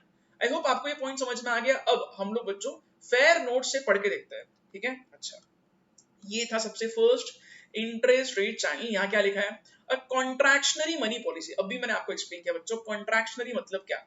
Contractionary में क्या होगा? कॉन्ट्रैक्शनरी में मनी का सप्लाई कम करने की कोशिश की जाएगी, ठीक है, वही लिखा है यहाँ पे। ओके, तो बच्चों ये हम लोग एक बार पढ़ लेते हैं। A contractionary monetary policy shall lead to increase in interest rate. Contract करना है मतलब मनी का सप्लाई कम करना है। अगर रिजर्व बैंक ऑफ इंडिया को इकोनॉमी में पैसों का सप्लाई कम करना है तो इंटरेस्ट रेट को बढ़ा दो, लोग वैसे ही लोन कम लेंगे फिर, ठीक है। तो यहाँ लिखा है इंक्रीज इन इंटरेस्ट रेट, आपको इंटरेस्ट रेट को इंक्रीज करना है, ठीक है। This will cause fall in borrowings and hence firms shall invest less. Firms मतलब बिजनेस जो है वो अब कम इन्वेस्टमेंट करेंगे। बच्चों सिर्फ फर्म्स पे इसका असर नहीं होता है, हाउस होल्ड पे भी इसका असर होता है, ठीक है। एक एग्जांपल देता हूँ, मान के चलो सपोज कोई पर्सन सोच रहा था कि क्यों ना घर के लिए लोन ले, बट अगर लोन का इंटरेस्ट रेट बढ़ गया है तो ऑटोमेटिकली वो घर लेना थोड़ा पोस्टपोन कर सकता है, ठीक है ना, तो खर्चे कम करेगा वो। या फिर मान के चलो सपोज मेरे को कार परचेस करना है और मैं कार के लोन के लिए अप्लाई कर रहा हूँ बैंक के पास, बट क्योंकि बैंक ने इंटरेस्ट रेट बढ़ा दिया है तो अब मैं कार खरीदना हो सकता है कि पोस्टपोन करूं, डिले करूं, तो इससे लोग खर्चा कम करेंगे, डिमांड कम हो जाएगा, एग्रीगेट डिमांड अपनी कंट्री में जो है वो गिर जाएगा। यहाँ वही लिखा है। Similarly households facing high real borrowing cost cut back on their purchases of homes, automobiles and all types of durable goods, यानी कि जो भी ड्यूरेबल गुड्स है, ठीक है, जैसे कि कार हो गया, ठीक है, या फिर मेरे को वॉशिंग मशीन परचेस करना है जिसके लिए मैंने लोन लिया था बैंक से, तो मैं ये लोन लेने का जो प्रोसेस है ये मैं डिले कर सकता हूँ क्योंकि इंटरेस्ट बढ़ गया है, ठीक बात है ना। तो बच्चों बहुत सारे अलग अलग चीजों पे लोन मिलता है, ठीक है, जैसे कि फोन भी अगर आपको परचेस करना है तो आज फोन को भी आप लोन पे परचेस कर सकते हो, ईएमआईज होते हैं, ठीक है, उसके इंस्टॉलमेंट्स आपको भरना पड़ता है। आप लोग ये देख सकते हो अमेजोन से या फिर आप कोई भी ई कॉमर्स वेबसाइट से, फ्लिपकार्ट से अगर आप लोग कोई चीज खरीदते हो तो वहां पे अलग से ऑप्शन आता है कि अगर आपको ये चीज ईएमआई पे चाहिए यानी कि लोन अगर आपको चाहिए तो ये भी मिल जाएगा, ठीक है। तो बच्चों बेसिकली बोलने का मतलब ये है कि अगर इंटरेस्ट का रेट बढ़ता है तो हाउस होल्ड पे भी उतना ही असर होता है जितना बिजनेसेस पे होता है, ठीक है। तो यहाँ वो लिखा है a decline in aggregate demand results in fall in aggregate output and employment. Employment गिर जाएगा, डिमांड कम हो रहा है इसलिए। तो ये देखो इसका असर इंटरेस्ट का सारी चीजों पे होता है, ठीक बात है। अच्छा, इसका एग्जैक्टली उल्टा कर दो तो हो जाएगा conversely an expansionary monetary policy. Expansionary मतलब Reserve Bank of India money के सप्लाई को बढ़ाने की कोशिश कर रही है, वेरी वेरी सिंपल। क्या होगा यहाँ पे? डिक्रीज कर दो आप इंटरेस्ट रेट को। अगर आप इंटरेस्ट रेट को कम कर दोगे तो इसका एग्जैक्टली अपोजिट हो जाएगा, ठीक है। और इससे कॉस्ट ऑफ कैपिटल यानी कि जो लोन का जो खर्चा है, कैपिटल रेज करने का जो कॉस्ट है जिसको हम लोग इंटरेस्ट बोलते हैं, ठीक है, वो कम होने की वजह से अब बिजनेस और हाउस होल्ड दोनों भी ज्यादा मोटिवेटेड फील करेंगे, अब लोन ज्यादा लिया जाता है। वही लिखा है decreases through decreases in cost of capital for firms and cost of boring for house hold. तो इससे पूरा उल्टा इम्पैक्ट होगा, ठीक है। ये सारी चीजें उल्टी हो जाएगी, डिमांड बढ़ जाएगा, एम्प्लॉयमेंट ज्यादा होगा, जॉब ज्यादा क्रिएट होंगे, प्राइसेस बढ़ जाएंगे और ग्रोथ भी होगा, ठीक है। So this is interest rate channel. ये पहला रास्ता है बच्चों, ठीक है, जो मैंने आपको अब एक्सप्लेन कर दिया है, इंटरेस्ट रेट चैनल। सही बात है। अच्छा बच्चों अब आगे बढ़ते हैं और सेकंड चैनल पे हम लोग थोड़ा फोकस करते हैं। Very very simple, second channel का नाम देखो यहाँ लिखा है एक्सचेंज रेट चैनल, ओके। अभी हम लोगों ने क्या सीखा? Interest rate channel. अब सेकंड चैनल पे अभी हम लोग आते हैं इसका नाम है exchange rate channel. Very simple. Exchange rate channel में एग्जैक्टली क्या होगा बच्चों, देखो एक्सचेंज रेट चैनल मतलब ये एक और रास्ता है जिसके थ्रू हम लोग पढ़ेंगे कि कैसे इकोनॉमी पे इम्पैक्ट हो सकता है, कैसे नेशनल इनकम, प्राइसेस सब जो है इस पे इम्पैक्ट, इसका असर हो सकता है। ठीक है बच्चों, एक एग्जांपल देता हूं पहले आपको, और एग्जांपल से ये चीज आपको बहुत इजीली समझ में आएगी। ओके यस, मान लो कि पहले डॉलर और रुपी का एक्सचेंज रेट था, suppose $1 is equal to 72 rupees. ये प्रीवियस रेट है, प्रीवियस रेट है, ठीक है। बट अब क्या होता है, अब मान के चलो $1 की कीमत जो है वो हो गई है 68 रुपीज नाउ।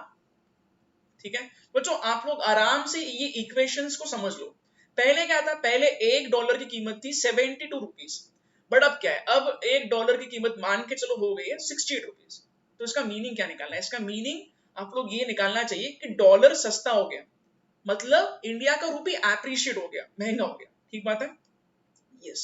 तो बच्चों देखो यहाँ पे इसका मैं मीनिंग लिखा रहा हूं कि इंडियन रुपी जो है ये एप्रिशिएट हो रहा है, ठीक है। और यूएस डॉलर जो है, यूएस डॉलर जो है ये डेप्रिशिएट हो रहा है। ठीक बात है। अच्छा बच्चों, तो इसका मीनिंग क्या है, इसका मीनिंग है कि रुपया महंगा हो गया है और डॉलर सस्ता हो गया है। सही है, इंडियन रुपी एप्रिशिएट हो रहा है और यूएस डॉलर डेप्रिशिएट हो रहा है। सही बात है। अच्छा बच्चों, आपको इसको और सिंप्लीफाई अगर मैं करूं तो देखो, ये इंडियन रुपी एप्रिशिएट हो रहा है, ये बहुत लोगों को हजम नहीं होता। सर कैसे एक्सप्लेन करो प्लीज, मैं बताता हूँ। बच्चों देखो, यहाँ पे हम लोग जब लिखते हैं ना, हम लोग डॉलर के टर्म्स में रुपी को लिखते हैं। सही बात है। अगर आप ऐसे समझ सके तो देखो, यहाँ पे डॉलर की कीमत 72 थी, अब डॉलर की कीमत 68 हो गई, तो डॉलर सस्ता हो गया। ऑब्वियसली डॉलर सस्ता हो गया मतलब रुपी महंगा हो गया। अच्छा, रुपी महंगा हो गया, इसको समझने का एक और तरीका बच्चों, हम लोग ऐसा लिख सकते हैं क्या, 1 rupee is equal to, was equal to 1/72 dollar. मैंने सिर्फ साइन यहाँ पे साइड चेंज कर दिया इसका, ठीक है। और अब 1 रुपी की हालत क्या है, 1 rupee now is equal to 1/68 dollar. तो ऑब्वियसली रुपया महंगा हो गया, क्योंकि 1/72 छोटा नंबर है और 1/68 ऑब्वियसली बड़ा नंबर है। ठीक है, तो इससे हम लोगों को ये समझ में आना चाहिए कि इंडियन रुपी एप्रिशिएट हो गया है और यूएस डॉलर डेप्रिशिएट हो चुका है। बच्चों अब इसका इंपैक्ट क्या होगा, देखो बच्चों, इंडिया में अगर या इंडिया के बाहर किसी को भी कुछ भी सामान परचेस करना है तो दो ऑप्शंस होंगे, या तो आप डोमेस्टिक इंडस्ट्री से गुड्स परचेस करो, नहीं तो आप फॉरेन गुड्स परचेस करो। ठीक है, फिर से बता रहा हूं, देखो यहाँ पे ये हम लोग किसके बीच में कंपटीशन कर रहे हैं, डोमेस्टिक, डोमेस्टिक मतलब इंडिया के गुड्स, डोमेस्टिक गुड्स खरीदना है, या आपको फॉरेन गुड्स परचेस करना है, इंडिया के बाहर के गुड्स आप इंपोर्ट करोगे। सही बात है बच्चों। अब देखो आप लोग थोड़ा यहाँ पे कॉमन सेंस लगाना। अब देखो यहाँ पे हालत क्या है, इंडिया का रुपी महंगा हो गया है और यूएस डॉलर सस्ता हो गया है। तो इसका मीनिंग क्या है, इसका मीनिंग ये है क्योंकि इंडिया का रुपी महंगा हो गया है, इसलिए लोग ज्यादा डोमेस्टिक गुड्स को प्रेफर नहीं करेंगे, बल्कि लोग ज्यादा फॉरेन गुड्स को प्रेफर करेंगे। क्यों, आप लोग सिंपल लॉजिक लगाओ। देखो पहले मैं अगर फॉरेन गुड्स को खरीदता था तो फॉरेन गुड्स के लिए मेरे को पेमेंट डॉलर में करना है, ठीक है। तो पहले डॉलर की कीमत कितनी थी, 72 रुपीज, बट अब मेरे को कम पे करना है, तो फॉरेन गुड्स सस्ते हो गए। तो इसका मीनिंग ये होगा कि लोग ज्यादा फॉरेन गुड्स को प्रेफर करेंगे और डोमेस्टिक गुड्स को लोग कम प्रेफर करेंगे। क्यों, क्योंकि रुपया महंगा हो गया, आपको पॉकेट से ज्यादा रुपए निकाल के देना पड़ेगा डोमेस्टिक गुड्स खरीदने के लिए। तो अब यहां से मैं आपको आगे एक्सप्लेन कर दूं, यहाँ क्या है, एप्रिसिएशन ऑफ डोमेस्टिक करेंसी। ठीक है, एप्रिसिएशन ऑफ डोमेस्टिक करेंसी मतलब ये इंडियन रुपी की बात कर रहा है। ठीक है, अगर इंडियन रुपी महंगा होता है तो क्या होगा, makes domestically produced goods more expensive, यानी कि डोमेस्टिक गुड्स क्या हो गए, महंगे हो गए compare to foreign produced goods, ये सस्ते लग रहे हैं। ठीक है, तो लोग ज्यादा प्रेफर किसको करेंगे, फॉरेन गुड्स को प्रेफर करेंगे, और डोमेस्टिक गुड्स को लोग प्रेफर नहीं करेंगे। तो यहाँ वही लिखा है, this causes net exports to fall। Exports जो है बच्चों, इंडिया से बाहर जो है वो गुड्स नहीं जाएंगे, बल्कि इंपोर्ट को मोटिवेट किया जाएगा। क्यों, क्योंकि ऑब्वियसली फॉरेन गुड्स सस्ते हो गए तो हम लोग बाहर से इंडिया में चीजें मंगाएंगे। क्यों, क्योंकि अगेन डॉलर सस्ता हो गया है। ठीक है, तो यहाँ देखो इसका असर क्या होगा, डोमेस्टिक आउटपुट कम हो जाएगा इसकी वजह से, क्योंकि ये ज्यादा लोग नहीं खरीद रहे क्योंकि ये महंगा हो गया। और अगर डोमेस्टिक आउटपुट बच्चों कम हो जाता है तो इसका मीनिंग क्या है, इसका मीनिंग ये है कि यहाँ पे डोमेस्टिक आउटपुट कम होने के चक्कर में एम्प्लॉयमेंट भी गिर जाएगा, लोगों का इनकम भी गिर जाएगा, डिमांड कम हो जाएगा। ठीक है, और उसके अलावा प्राइसेस भी गिर जाएंगे। तो बच्चों बोलने का मतलब ये है कि देखो किस तरीके से फॉरेन एक्सचेंज रेट चेंज हुआ तो अपने कंट्री में एकदम हलचल मच गई। ठीक है, बोलने का मीनिंग क्या है, बोलने का मीनिंग ये कि आपको अगर आपके घर पहुंचना है तो घर पहुंचने के 4 अलग अलग रास्ते हैं, कोई भी रास्ते से पहुंचो आप घर ही पहुंचने वाले हो। इसी तरीके से अलग अलग चैनल से यहाँ पे इंटरेस्ट रेट चैनल पे से भी हम लोग देखते हैं कि मनी पे इम्पैक्ट होता है, नेशनल इनकम पे इम्पैक्ट होता है।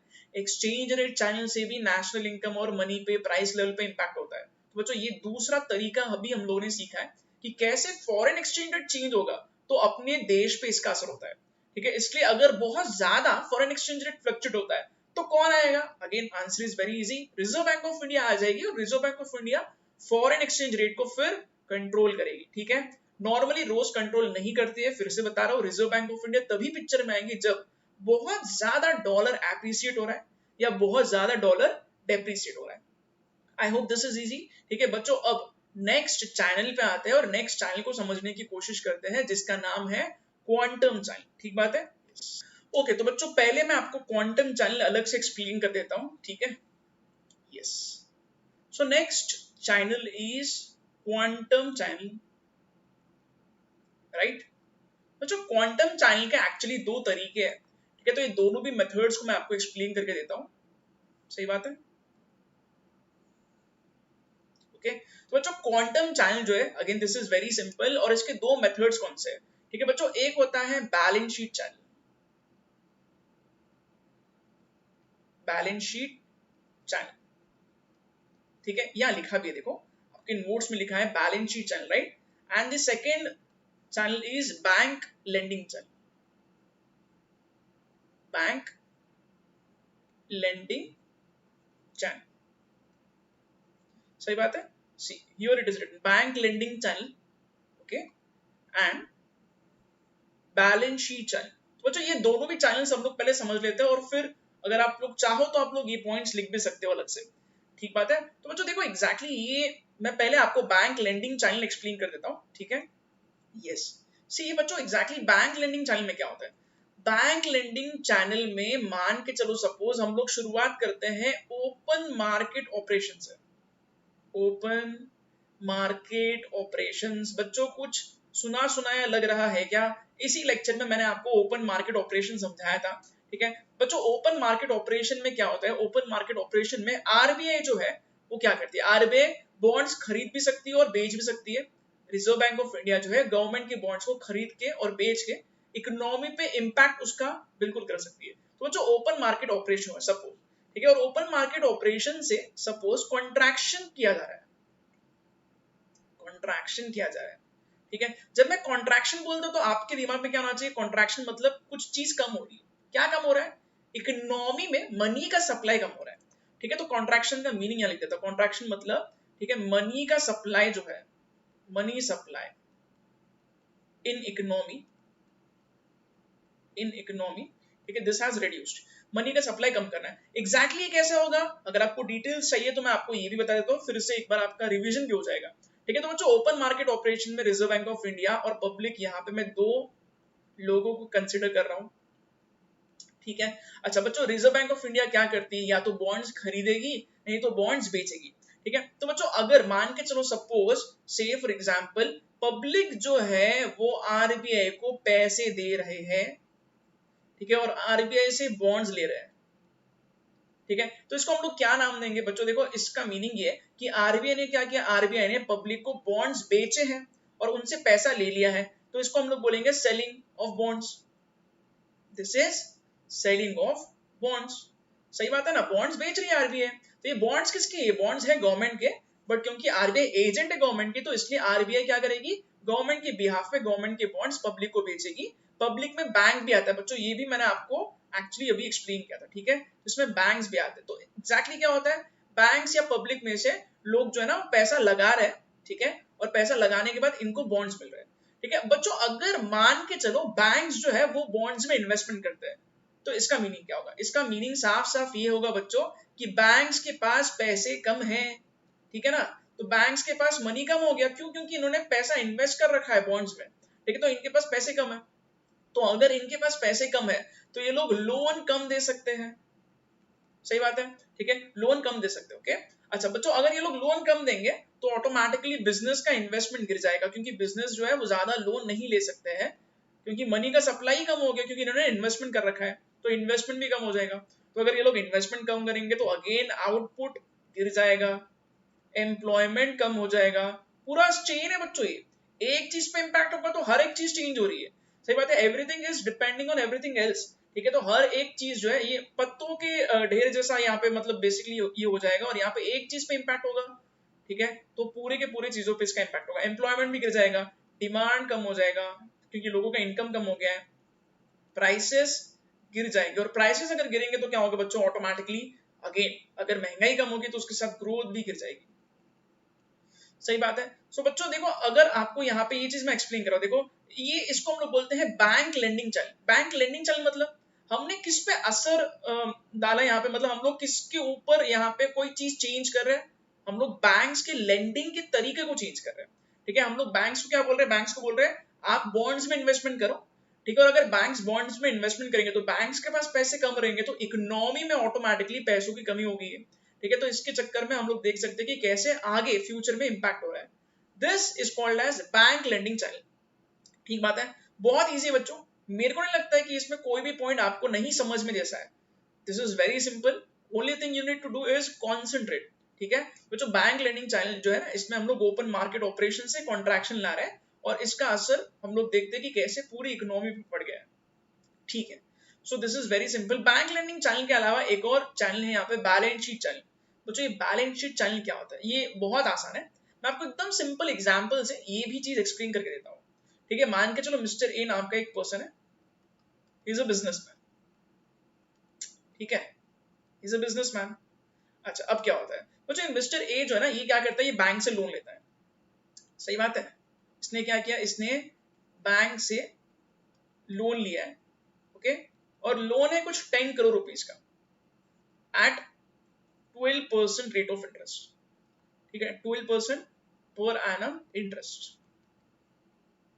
सही बात है। अच्छा बच्चों, अभी देखो क्या होता है, इसने लोन ले लिया है और इसने 12% रेट ऑफ इंटरेस्ट पे लोन लिया है। अब क्या होता है बच्चों, आपको एक खास चीज बोलता हूँ, जब भी हम लोग बैंक से लोन लेते हैं तो बैंक हम लोगों से बहुत सारे डॉक्यूमेंट साइन करवा के लेती है। ठीक है, और बैंक के डॉक्यूमेंट्स पे क्लियर क्लियर टर्म्स और कंडीशंस लोन के ऐसे होते हैं कि interest rate is subject to change by RBI. ठीक है, मतलब बैंक जो है वो इंटरेस्ट रेट को चेंज कर सकती है आरबीआई के गाइडलाइंस के हिसाब से। तो जो अब देखो क्या होता है, मिस्टर ने लोन ले लिया है। ठीक है, ये लोन लेना है या नहीं लेना है सोच नहीं रहा है, इसने ऑलरेडी लोन ले लिया है। बच्चों अगर कोई पर्सन लोन लेता है तो इसका हम लोग बैलेंस शीट पे क्या इंपैक्ट देखते हैं, देखो बैलेंस शीट में लोन जो है वो लाइबिलिटी साइड होगा, so this loan is actually his liability. सही है ना, लोन ले लिया है मतलब ये अब लाइबिलिटी हो गई मिस्टर ए की, मिस्टर ए को अब ये लोन रीपे करना है इंटरेस्ट के साथ। अब क्या होता है बच्चों, कुछ दिनों के बाद में इसने अभी तक लोन का पूरा पेमेंट नहीं किया है, लोन अभी भी इसकी लाइबिलिटी है। अब क्या होता है, अब अचानक से रेट ऑफ इंटरेस्ट बढ़ जाता है। ठीक है, अब मान के चलो 12 से बढ़ के हो गया 12.5% पर एनम। ठीक है बच्चों, अगर इंटरेस्ट रेट बढ़ जाता है तो there is nothing that mister A can do, mister A कुछ भी नहीं कर सकता है, because interest rate mister A के कंट्रोल में नहीं है। ठीक है, अब प्रॉब्लम क्या है, अब इस बेचारे को यहाँ पे इस चीज का ख्याल रखना पड़ेगा कि अब इसको कैश थोड़ा और लगेगा इंटरेस्ट का रीपेमेंट करने के लिए। ठीक है बच्चों, देखो क्या होता है, जब कभी भी इंटरेस्ट रेट बढ़ता है तो इससे हमारी बैलेंस शीट खराब होती है। ठीक है, इसको हम लोग बोलते हैं कि बैलेंस शीट डेटीरियोरेट हो रही है। सही बात है, तो ये इसके चक्कर में हमारी बैलेंस शीट जो है, ठीक है, बिजनेसमैन की जो बैलेंस शीट है ये खराब होगी। ओके, तो यहाँ लिख रहा हूं, देखो ये होगी डेटीरियोरेट। जस्ट अ मिनट, इसको पेज के साइज को मैं थोड़ा बढ़ा देता हूं।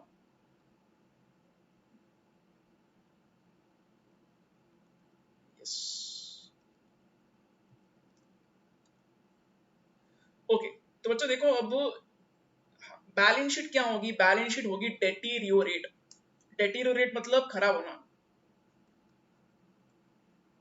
ठीक है, बैलेंस शीट खराब क्यों हो रही है यार, सिंपल लॉजिक है बच्चों, आप लोग सिंपल लॉजिक लगाओ। बैलेंस शीट खराब इसलिए होगी क्योंकि अब इसको ज्यादा इंटरेस्ट के साथ अब ये लोन रीपे करने का है। ठीक है, तो बच्चों अब देखो क्या होगा, इसके कैश फ्लो बढ़ जाएंगे। कैश फ्लो बढ़ जाएंगे मतलब ज्यादा कैश का आउटफ्लो हो रहा है, पैसे ज्यादा निकाल के देना पड़ रहा है पॉकेट से। ठीक है, तो कैश फ्लो बढ़ गया बच्चों, कैश फ्लो बढ़ गया तो इसके पास जो पैसे थे बिजनेस को चलाने के लिए वो कम हो जाएंगे।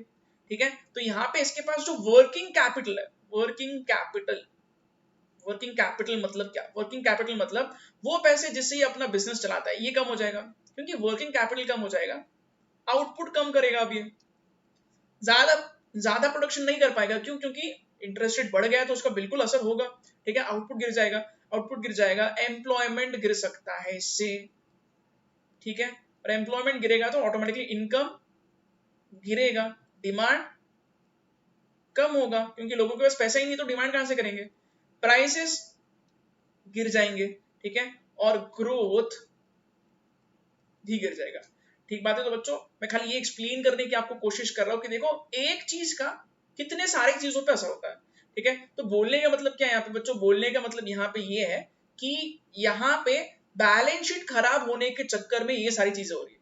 सही बात है। तो बच्चों देखो बैलेंस शीट खराब हो गई है और इसलिए हम लोग इसको बैलेंस शीट चैनल बोल रहे हैं। ओके, ये अगर आपको नहीं दिख रहा है तो एक बार मैं फिर से पेज के लेंथ को बढ़ा देता हूं। ओके, आई होप अब आप लोगों को ये नजर आ रहा है बच्चों। ठीक है, तो बैलेंस शीट डेटेरियोरेट होने की वजह से कैश फ्लो जो है वो बढ़ गया है, वर्किंग कैपिटल गिर गया है, आउटपुट गिर गया, employment, then income, demand, prices and growth. तो इसलिए हम लोग इसको बोलते हैं बैलेंस शीट चैनल। तो क्वांटम चैनल के दो तरीके, एक तो बैंक लेंडिंग चैनल और दूसरा है balance sheet channel. Balance sheet channel में हमारी बैलेंस शीट, बिजनेसमैन की बैलेंस शीट खराब हो रही है। ठीक बात है। So this is again very simple. I hope अब ये पूरी तरीके से क्लियर हो चुका है बच्चों। अगर आप चाहो तो ये पॉइंट लिख सकते हो। ठीक है, इससे आपका क्लैरिटी और अच्छा होगा। सही बात है। तो अगर आप लोगों ने ये सारे पॉइंट्स लिख लिए है, ठीक है, तो अब हम लोग यहां से इसको पढ़ के समझने की कोशिश करते हैं। Right, yes. तो यहाँ पे बैंक लेंडिंग चाइल्ड में क्या लिखा है, वेरी इजी। ओके, सबसे फर्स्ट क्या लिखा है, an open market operation that leads first to contraction in supply of bank reserves and then contraction in bank credit requires bank to cut back on the lending. मतलब contraction की वजह से, open market operation की वजह से bank जो है वो अब क्रेडिट कम देगी, लेंड कम करेगी। सही बात है। तो बच्चों इसका मीनिंग ये होगा कि बैंक लोन कम दे रही है। ठीक है, अब इसका असर क्या होगा, this in turn makes the firms that are specially dependent on bank loans to get back on the investment spending. मतलब अब बिजनेस जो है वो कम इन्वेस्टमेंट कर पाएगा। ठीक है, thus there is decline in aggregate output and employment following a monetary contraction. तो मनी कॉन्ट्रैक्ट होने की वजह से एम्प्लॉयमेंट कम हो जाएगा, आउटपुट कम हो जाएगा, प्राइसेस गिर जाएंगे। ठीक है, इनकम कम हो जाएगा। ठीक है, तो बच्चों एक चीज का सारे चीजों पे असर हो रहा है। ठीक है, बैलेंस शीट चैनल मैंने आपको कैसे बताया था बच्चों, यहाँ लिखा देखो बैलेंस शीट चैनल में क्या होगा, very simple. Balance sheet channel में क्या लिखा है, as a firm's cost of credit increases rises the strength of its balance sheet deteriorates. Example में मैंने बोला था 12% से 12.5% हो गया। तो बच्चों ये भले लग रहा है कि 0.5% है, बट ये आधे परसेंट का भी बहुत गहरा असर होता है, क्योंकि हम लोग पूरे इंडिया की बात कर रहे हैं। तो हर बिजनेस पे इसका असर होगा, तो कहीं ना कहीं डेफिनेटली इंपैक्ट तो होगा ही होगा। ठीक है, यहाँ वही लिखा है, hence increase in interest rates shall mean more cash outflows. ज्यादा पैसा जाएगा इंटरेस्ट भरने के लिए, for paying interest on loan.